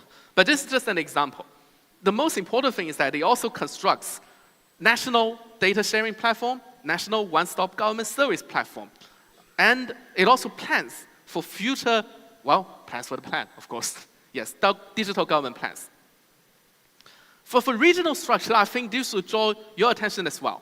So in China, the most common practice, if you want to digitalize the entire city, for example, you must set up a leadership group. This is a very common structure you can see over there, involving the CBC secretary and the mayor, two of the most, say, powerful figures in a city. So they will form a leadership group and they will monitor the whole service progress. So all of this, you can see all the departments at the bottom will report to these two bosses, say half a month or maybe once a month. So I once went there and they all smoke, so the environment is terrible. But trust me, you don't want to enter this place. They will always ask you how well you're performing, what are the difficulties you're experiencing, so they can coordinate. And then comes the office of a leadership group to deal with day-to-day coordination. But in China, one thing that may draw your attention is that we set up the Department of Big Data and Government Services. Most of the time, they're just combined together, but for the sake of brevity, we call it Big Data Bureau. So this bureau was founded in around 2019 under the request of central government, so to set up a new department like this. It has the same legislature, position as other government departments, as a real entity, so that it deals with government data, government service, government digitalization, all the things. We empower it with a specific government department so that it can deal with day-to-day things, unlike a virtual leadership group or virtual office. And you can also see we have City Operations Center. So this, we focus on, as you can see, operation of a city, directly manages smart city, IOC, and so on. Other departments will also take part in this huge structure. So they will also need to deal with their own things. But the Big Data Bureau and the City Operations Center will monitor the progress and will regularly, thoroughly report this thing to the top decision maker so that the whole thing is cycled.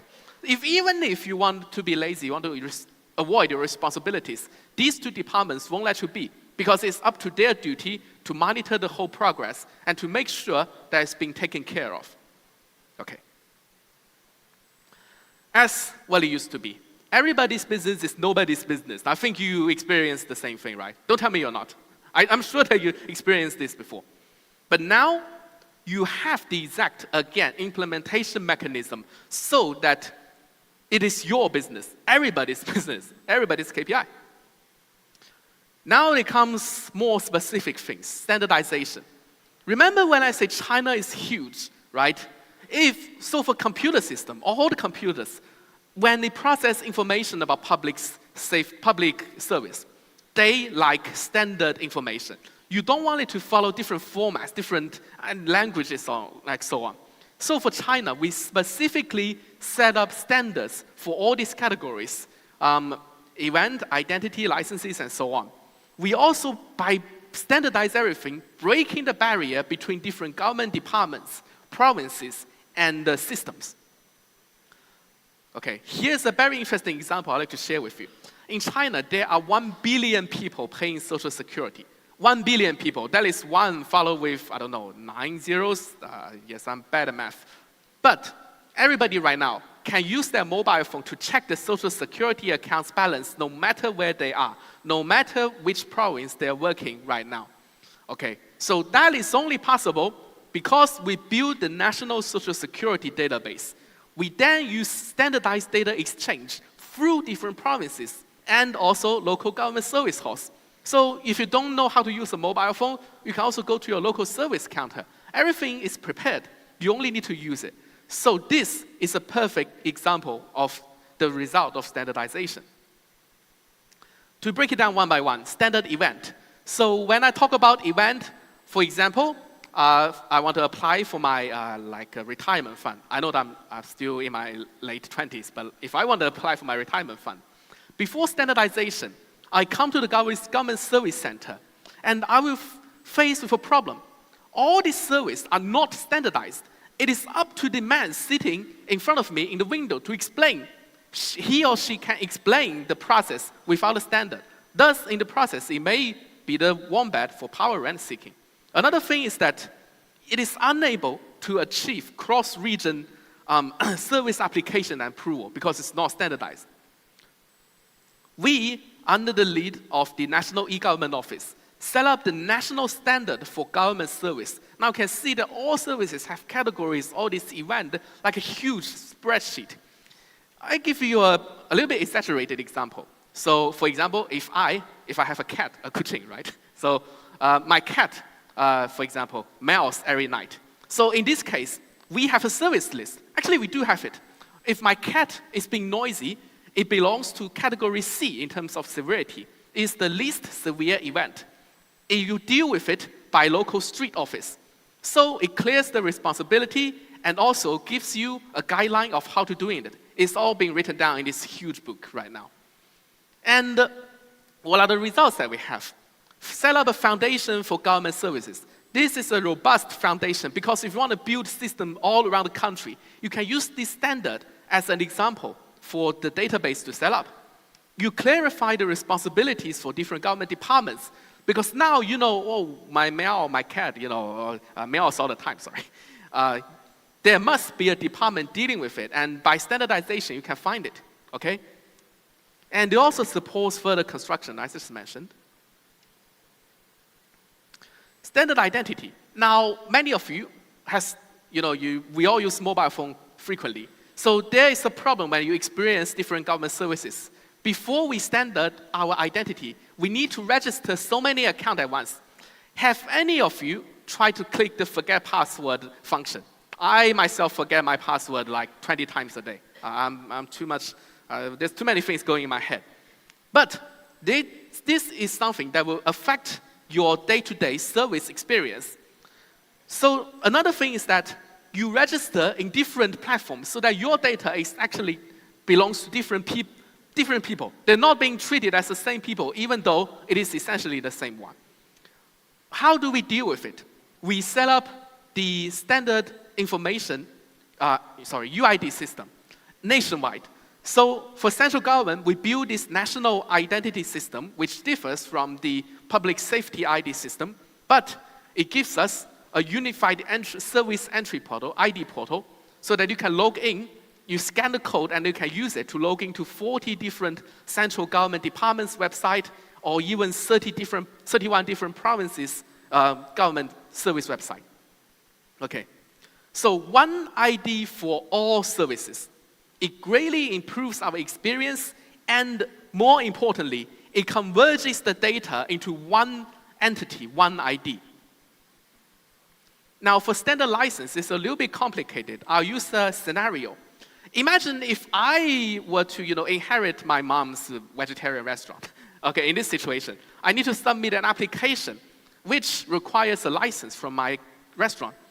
Now, in our process, I go to local government to apply. So, in our government digitalization solution, we can check the local government's database for my company's license. If it doesn't find, we'll go through a cascade to a higher up level, province database, and then to the central government database one by one. For me, what is the benefit? The benefit is that I don't need to find a printer to print all these things by myself. I go to there. I'm like the stupidest tourist. I go inside, say, oh, I want government service. They can prepare it for me. I don't need to bring all the things all over and over again. So this is the real benefit the people are enjoying right now. Smoother procedure. And another thing is that the operation is actually safer. You build this central license data system. You know when in China how we store all these licenses before? You can guess. By paper. Sometimes we just store a huge load of paperwork. It's all messy. Like a teenager, you have a teenager child, you know that it's as messy as your kid's bedroom. Trust me, I experienced this. It's a total mess. But now, safer environment, standardized, streamlined again. For other specific measure, this one is very interesting. Has any of you worked as a government hotline attendant before? I think not. Now, if any of you know how to speak Chinese, you can download the Xiaohongshu app and search for the experience of all these government service, hotline service attendants. Well, actually, this is a brand new concept. Not a brand new concept. We've been doing this for many years. But now for central government, we have the special instructions to further optimize the government hotline system. One important thing is that all of the government hotlines in China is now all 1, 2, 3, 4, 5. Very simple. You imagine this is the portal to 1 billion people. Again, you think like, this is crazy, right? But we achieved it. Sorry, yes. So, an important function and invisible, in a great asset about it is that it is a customer service window for government. Imagine you have a company. How do you gather all the response? You gather the response of your product through customer service, right? Now as a government, you gather all the response from all the people, firsthand, without any bias, coming straight from the mouths of all this general public, through this government service hotline. It will, under the good use, to be the censor of public sentiment. You can know you have a happy general public or an angry general public. You know the city's management quality. Stats don't lie. People's opinion don't lie. You see you have a good city or a rather underperformed city. The third thing, it will also provide government operational data. You see which government bureau performs the best, which performs the worst in terms of service satisfaction. Now, for specific design, we have this something called end-to-end design. Let's start with the application. Say, again, I want to register a new vegetarian restaurant. No, I'm a good entrepreneur. I register so many restaurants. No, seriously. I start by using my mobile app. Okay? When I use my app, the system now in China can auto-fill many of my basic information, so I don't need to write it over and again. Because I'm not a good typewriter, I may make mistakes, but the system won't. The database can auto-synchronize it. And also, another thing that saves time is that the system can auto-check all of the information. They can provide you with a model, you just follow the model and write it by yourself, and when you finish it, they will check if any spelling error, they give you recommendation. So you don't need a human being to process all of this. But after the data pre-check, it comes to the part of service configuration and approval. All the approval rules can be now designed by the civil servants instead of professional programmers. We have this visualized, easy to see websites, platforms, centers. Any of these, if you're willing to learn new things, you can pick it up in less than an hour. Seriously, I've been doing this myself, I know. It's very convenient. All these rules can be set by local government workers. It's very friendly, especially when you add new services. You can do this configuration by yourself. And the last thing is that you can collect all the data in the whole service process. We call it end-to-end because it not only contains from public perspective, but also for government perspective, which is very important. We also provide unified service platform, which serves as an infrastructure for different government departments to share with them. Data, capabilities, standard, all these things. Sorry, yes. So many advantages. Easy to apply, efficient pre-check, saves manpower, easy to configure workflow, configuration rules flexible, and of course, service quality monitoring. Now, comes to smart city. in mega cities in China, as I just mentioned, 20 million people. Imagine when so much people cram into a small area, even smaller than Kuching in some extreme cases. In that situation, it is vital to have a smart city structure. Now, in China, the most common practice is to build something called Intelligent Operations Center. We have similar things in Sarawak. In China's practice, the IOC will be a brain of a city to monitor the operation status, to give you warnings, to give you data visualization, and of course, providing you with decision-making support. And when it comes to emergency, you can use it to command and to put different commands. For example, traditional data, I think most of you have dealt with Excel spreadsheet before, right? So this is the traditional way of displaying data. And trust me, nobody likes Excel spreadsheet. Nobody likes it. It's too difficult to read. It's not too difficult to read sometimes, but it's tiring to read. But now, IOC can analyze all the data and give you the visualization approach so that you can see it. Even though you know nothing about data analysis, you can see the conclusion because the AI will also help you to come up with the valid conclusion. One click for decision is important for urban planning so that you can combine all the data together to support your decision making. For example, if I want to build a new road, you can see how many buildings I need to demolish, how many lands I need to relocate, stuff like this. One net for events. You can combine city events with the data analysis center so that you can see which place has the most complaints, like this and so on. The fourth thing is about the emergency. It is now very common for major cities and provinces in China, when there's a natural disaster, the provincial governor will come to the center, will open the video conference meeting with all these cities and the real-time video footage of the disaster-stricken area, and also with the weather, all the information being displayed. Okay, so it forms something called city stats and decision-making system, with all this data being gathered and providing valuable insights. For government service hall, which, well, I've been doing this for a while, so it's my first-hand experience. Traditional government service hall, to be honest, looks a little bit like, all these rural markets, like a poorly managed bazaar, I would say, because there are so many people, and so many people cram into a small space with few services, and most of them, before digitalization, they're very angry. I would be angry myself because I went there and I find myself, I cannot do any service, and all these halls are poorly designed, like sometimes, even though I hate to admit it, sometimes traditional government service halls looks like all these jails. So, seriously. But now, after many years of these human-oriented ideas and renovation, we now have all these modern solutions, digitalized solutions. We set up comprehensive service window. That is to say, you go to the window, the operator, the one who received you, come from the Big Data Bureau. The Big Data Bureau hired them, and then they get trained for social security, for traffic, for market regulation. All these different department service can be conducted by one single person because all these things are being shared. Auto-serving machines are also provided.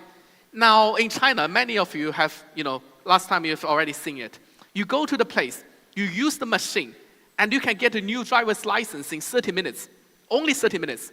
Before we have digitalization solution, if your driver's license is out of date, you take 2 days off. 2 days off for a simple government license. Why? You go to the hospital first. You first take 2 days off from your picky boss. You say, boss, please help me. I need my driver's license. I need it bad, please. He said, okay, go. You're fired, by the way. Or something like this. Well, a lot of time is being wasted, right? But now, all the data, again, the digitalized solution provides you with one-stop intelligent solution. Only 30 minutes, you have a brand new driver's license and get back to work. Okay. The third thing, human-oriented design. We make these service halls beautiful, and we sometimes provide with, say, other friendly services. The idea is to make it an inevitable element of community. The fourth thing is that we try to attract more government services, more departments into this effort. Now, for data governance, Data is something as an element serving all industries. For example, if I'm a farmer, I grow, say, tomatoes. I like eating tomatoes, so I use this as an example. I can buy the data of weather, soil quality, and sometimes other data to support my tomato cultivating enterprise. Before we have a data market and the concept of data economy, all this data, there are data, but they don't exchange it. They store it in a hard drive or in a server next to games and other different files. Nobody pay attention to it. But now, in China, we do a few things. We set up National Data Bureau recently. It's as important as the bureau, say, other government bureaus, central government level. The National Data Bureau, in local level, we set up Chief Data Officer as well as Big Data Bureau, again, to regulate data economy and public data service. This part is about public data industry. So for general public data economy, we have data market. We use data to improve our industry because all the data can be cross-scenario. The data generated from a coal mine maybe can be used for robot companies, vice versa, okay? For government, we now have, say, for example, data exchanges, so for data economy. But for government data is, actually it's like a gold mine. You just don't know how to dig it beneath the ground. We first wash the data because the data generated from government service sometimes are messy in different formats. So we use professional method to clean it and to store it in our data storage and then to distribute it to different places. We now have something called data supermarket in many of the cities. The mechanism is that you upload, say, for example, population data of Shenzhen. Everybody belonging to the government can download it. Sometimes even general public can download it. You can do it without any authorization, but for private information, you need to pass certain mechanism, for example, to authorization, but it's also being streamlined. Before we have this sharing and exchange platform, you need to write a letter to the related government office, which is insane. Nobody writes letters these days, huh? Well, I don't know. But back to the topic. We also set up data standard to make sure that the data provided is usable. We don't want the data to be rubbish, otherwise it takes too much effort to analyze it again. Okay, so this would mean we make a step further in data sharing. We not only break the data barrier, we know how to use it for, say, to put it briefly, for making money. But not only for making money, to better serve the people as well. And for this part, it's also being supported by shared apps, platforms, and so on. Later, I'll explain this. But now let's come to AI. I know that we talk about AI so many times. Even now, I think, what is AI? I couldn't figure it out myself. But I use my limited knowledge to explain what AI is to you. AI is like so many students coming together to do math calculation. Each of them write a very simple math. But all of them, there are huge, millions, billions of them, so that they can provide you with an answer to a question in the form of math. Then we transfer it to the answer. These students need to eat. Yes, they eat a lot. You know, they are growing. So the same applies to AI system. You have huge data center. You use this to train your GPU, all this stuff, huge energy consumption. But for us, we don't really need to care about that much. Now, for us, we notice its application. AI has three important elements: data, computing power, and algorithm. You leave nobody behind. You leave one of them, the system breaks. So data economy, data element, all can be served for AI as you make good use of it. Government data, social data, but under certain legislation. We now have the legislation for generative AI in China to prevent AI saying, well, AI itself does not think. It just generates answer based on experiences. And experience sometimes comes with something that we don't want to see, all right? Now, I know this, and I think you know this as well. But after this regulation, we can use it in a safe environment by making use of existing data safety mechanisms, right? So it's being supported by Cloud Computing Center and all these AI device and algorithms into applications. The first thing, online service on the left-hand side, is about how we use AI to serve the general public. For example, before we use AI, people come to our government service center sometimes asking us questions that it may seem to be stupid, but you cannot but you cannot blame them. Sometimes people asking me, where is the government? I said, what government? He said, I need to find the government. I need to apply for something. Yes, I said, oh, dear gentlemen, what exactly are you trying to go in for? There are many types of governments, departments. He said about Social Security. Oh, I say, well, Social Security, you need to follow this. You need to go to this service center. Now, most of these simple questions can be answered by AI with enough training. It can save you many of the manpower and effort. It will make all the civil servants feel happier because they don't need to deal with all these questions all the time, thanks to the help of AI. AI can also help you process all these government service things related. Now, for government hotlines, naturally, you can use the hotline. People can talk to the AI for interaction. But these are just the current applications. So for us, I think an important application was AI plus intelligent video. So AI sees pictures.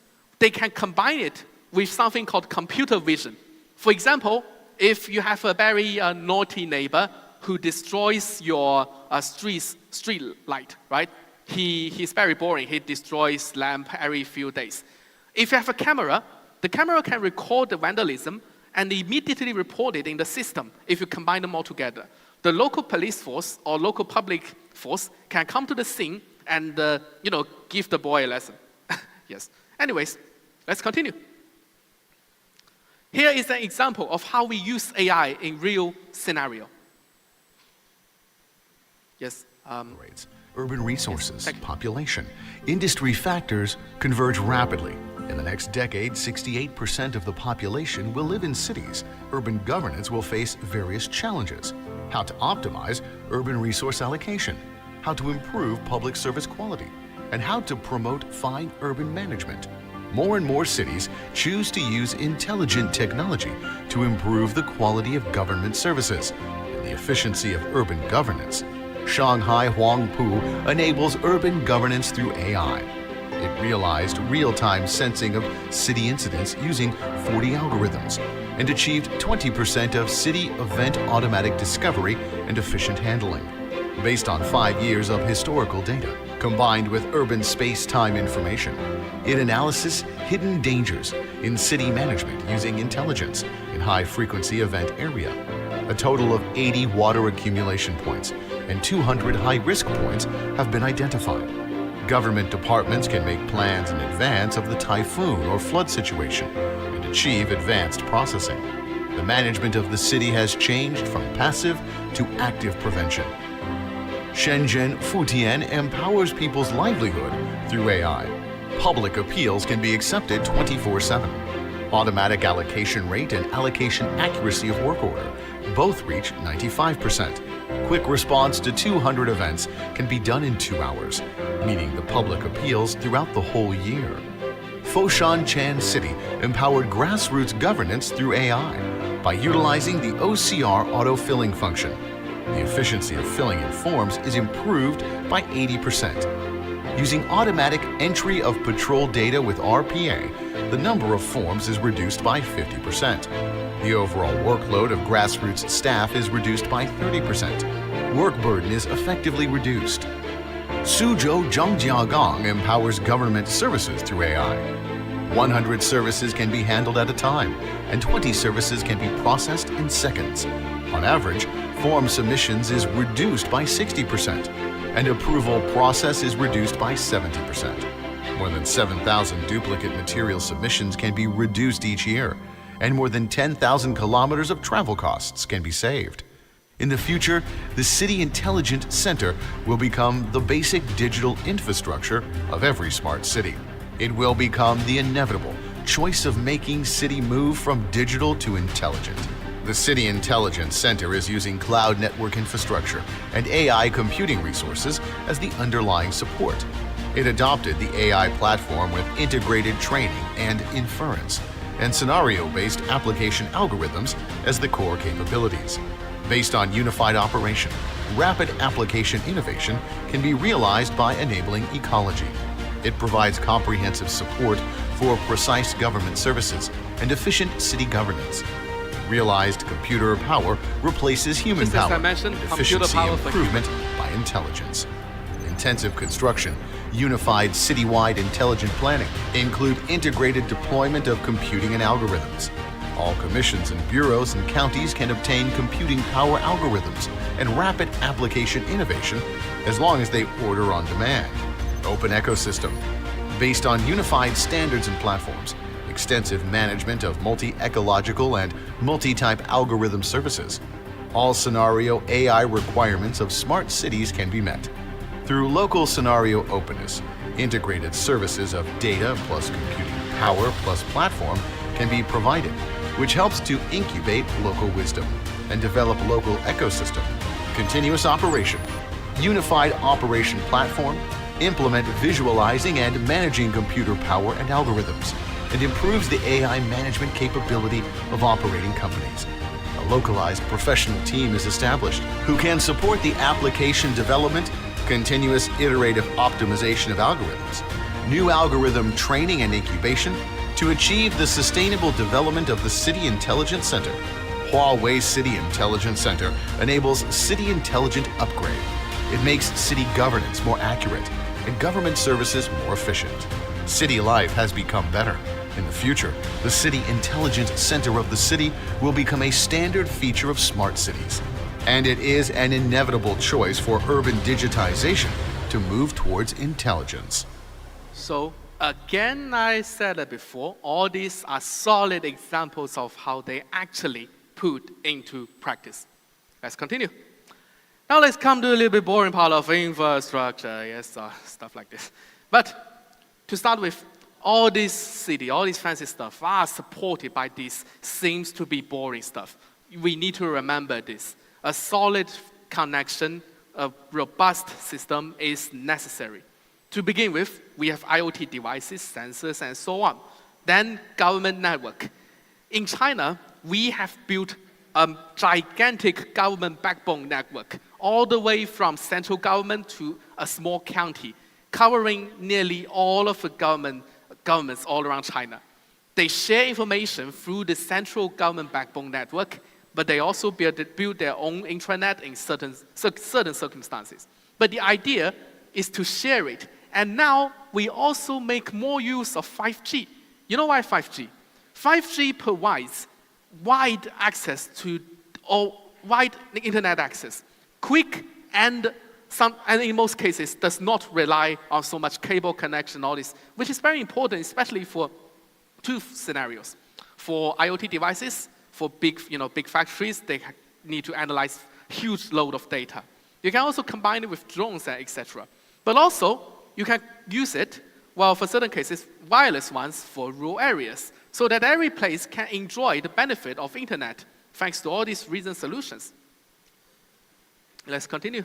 Now, government cloud system, which, needless to say, is the place for storing, analysis of all these resources, data resources, and so on. So it provides you with this shared foundation. Application-wise, now this one are shared platforms. So for governments, it is also important to see that we want the data, we want all the functions to be shared. One example is that we can set up an invoice system that can be shared among different government departments. All of them can use the same system without building new ones. This will save us a lot of money, and it can make sure that the service are delivered in standard. Okay. So overall, the experience of China can be deduced into one simple word: small focus, big value. Or maybe you can say, think big, start from small. It's very good to hear this, to know that Sarawak also has a very great planning for the entire government digitalization progress, because that's absolutely the first step you need. You need a plan for everything. And then, in China's practice, sometimes we build a minimal system at first, a self-sustaining, independent system, a small one, but operate, because during the process, we generate experience first-hand experience from all the levels of all the day-to-day uses. You learn a lot other than hearing me, blah, blah, blah. You learn a lot of real experiences through this process. The third thing is iteration. You learn from your mistake, you learn a lesson, then you go to another lesson, you do it over and over again. The system gradually goes up. So at the end of the day, you find out that you have a very cool system in the end. The fourth stage for China is that most cases, we find out the pioneer, for example, Zhejiang, Guangdong, all these provinces, they're very good at digitalization. So their lessons are being shared among all the country, even up to legislation level. Here is a successful case for Shenzhen, a city of the future. This one is brief, so let's take a brief look.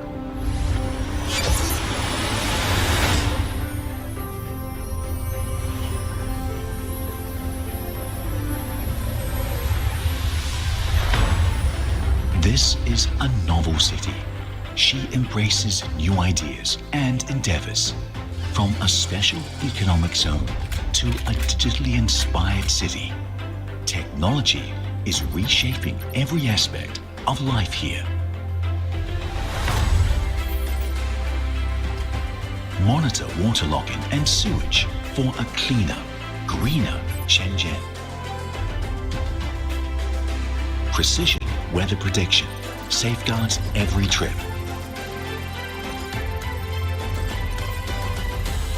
Drone-powered electrical grid inspections keep every household warm at night.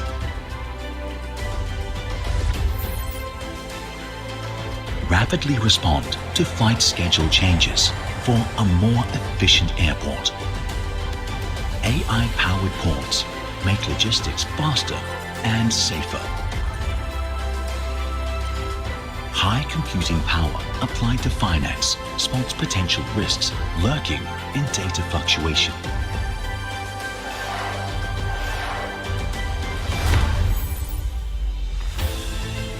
Monitor every intersection and traffic light to optimize traffic flow. Autonomously evolving AI technology diagnoses massive numbers of patients in seconds. Intelligent image analysis makes the city safer.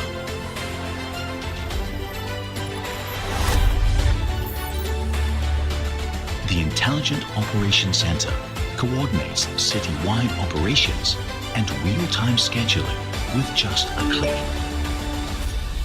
The synergy of 5G, cloud, AI, and computing creates a perceptive, conscious, evolvable, and familiar city.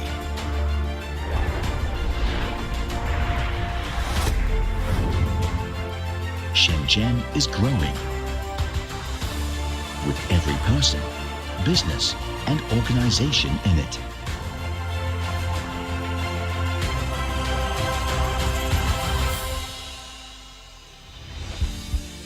So, Shenzhen Intelligent Twins. this is about how Shenzhen digitalizes itself. So actually, if you have enough time, I strongly recommend you to take a visit by yourself to Shenzhen. You will see much, much, much, much, much more than the video shows. Seriously. But it's a lot of way. We have a few, sorry, yes. For Futian, since I just told you about it, Futian is a place where I worked for many years for digitalization progress, of course, for public service delivery. Even though I look like a 16-year-old, I know that myself, but yes, for many years in there. They don't hire underage, so I trust, I'm almost 30, so forget about it. The thing is that for Futian, it's the central district of Shenzhen with 2 million people, and it's the place of city's government, and all these things makes it very important, right? With one of the highest GDP volumes all around Shenzhen, in a very small area. So Futian digitalizes itself by setting up the goal of building a model district of digital China. We set up digital leadership group, just as what I just showed you, with all this governance system being set up. We have leadership group, we have project called tendering, and also all this process re-engineering, innovation, and stuff. For technical solutions, Later, I'll show you how it's been consist of. But for now, different applications are also into use, most noticeably in terms of public opinion handling, as well as the smart city solution. Now, this is the main applications: City Brain, IOC Center, Digital Twin. So like a 3D map, but combined with a huge amount of data. Public opinion handling. This is the place like Telekomad. I think I don't mess with the pronunciation, right? Am I right? Okay. Handle with nearly 2,000 to 3,000 complaints every day, using this system, combining 40 different complaint sources, from WeChat, website, mobile app, telephone calls, even if you write a mail, they will handle it. All these are combined into one single platform, which is definitely a savior for local governments. I know that from my earlier, my ex-colleagues. So, the overall solution can be divided into 4 parts. We imagine the city as a human being. So, a city, just like a human, has, 2 heads, one head, one head, intelligent brain, 2 eyes, intelligent eye sensing system. Intelligent brain is the AI algorithm and IOC center. Intelligent eyes are the cameras. And then intelligent network, as its name suggests. Finally, intelligent body for the execution of commands. There are so many things to talk about, but to be concise, we talk about other important things like key takeaways that we think might be useful for Sarawak. Now, to be honest, I've received many guests, again, from all over the world. We talk about, we learn from each other, sharing the experience. Sarawak is one of the best places with a good digitalization starting point, based on a very obvious reason. The overall planning is very much systematic with forward-oriented thinking. Now it is only a matter of implementation. You can divide it into 3 aspects: application, platform, and infrastructure, to finally achieve the 100% digitalization delivery rate. Specifically, there are several targets that I think is worth mentioning. Data. Now, you want to accelerate tailored, personalized, integrated data, which is very important. So a very wise vision about it.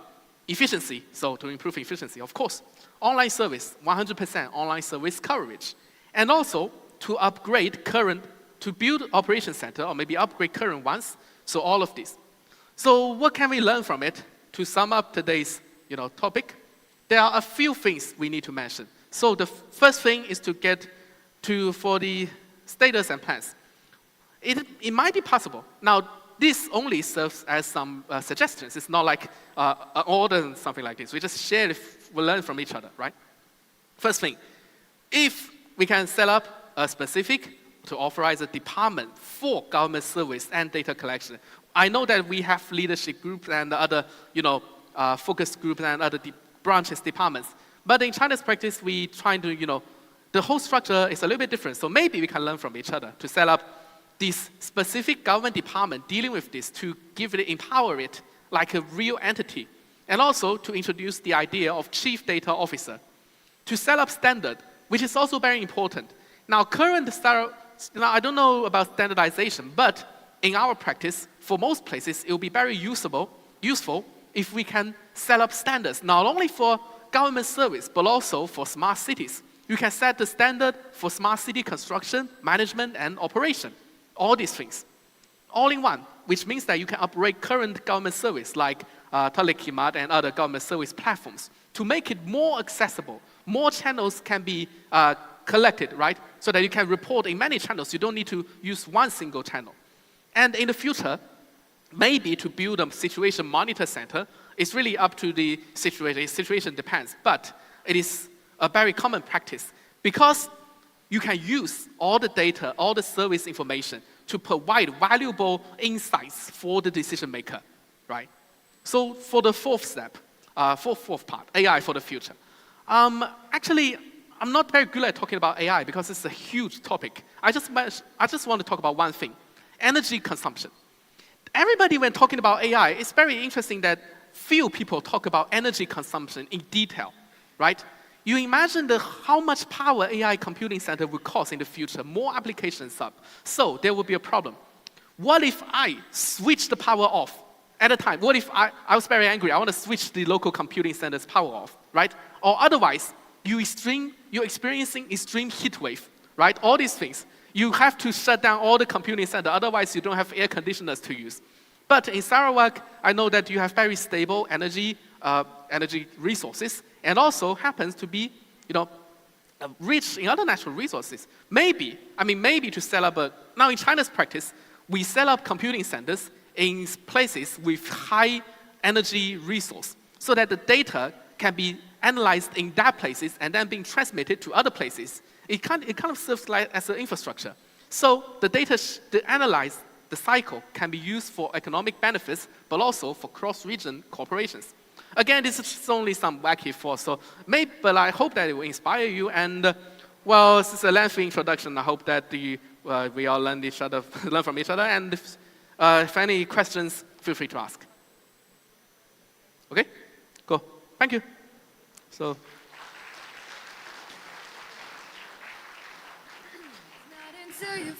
Thank you, Mr. Guo, for the very exciting presentation.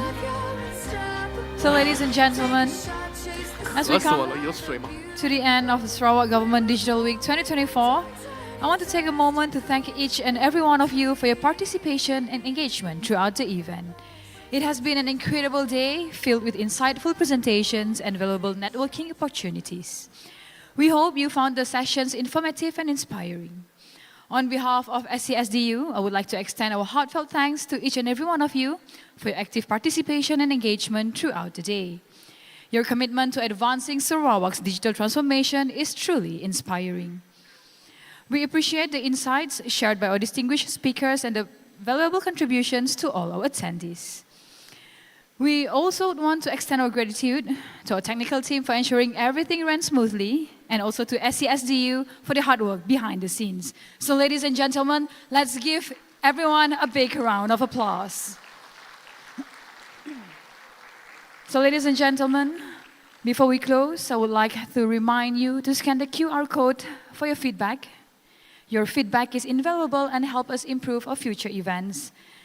And for the head of departments, the Sarawak Government Pledge signed by the HOD and witnessed by the Honourable Sarawak State Secretary is downloadable from SES Mobile Plus under Mini Apps D-Sign. In the Mini Apps, you can look for the complete document, and alternatively, you can get the copy from your email. We would also urge all HODs to display and share it to your staffs. So thank you once again, and let's give another big round of applause for a successful and insightful event. Thank you so much.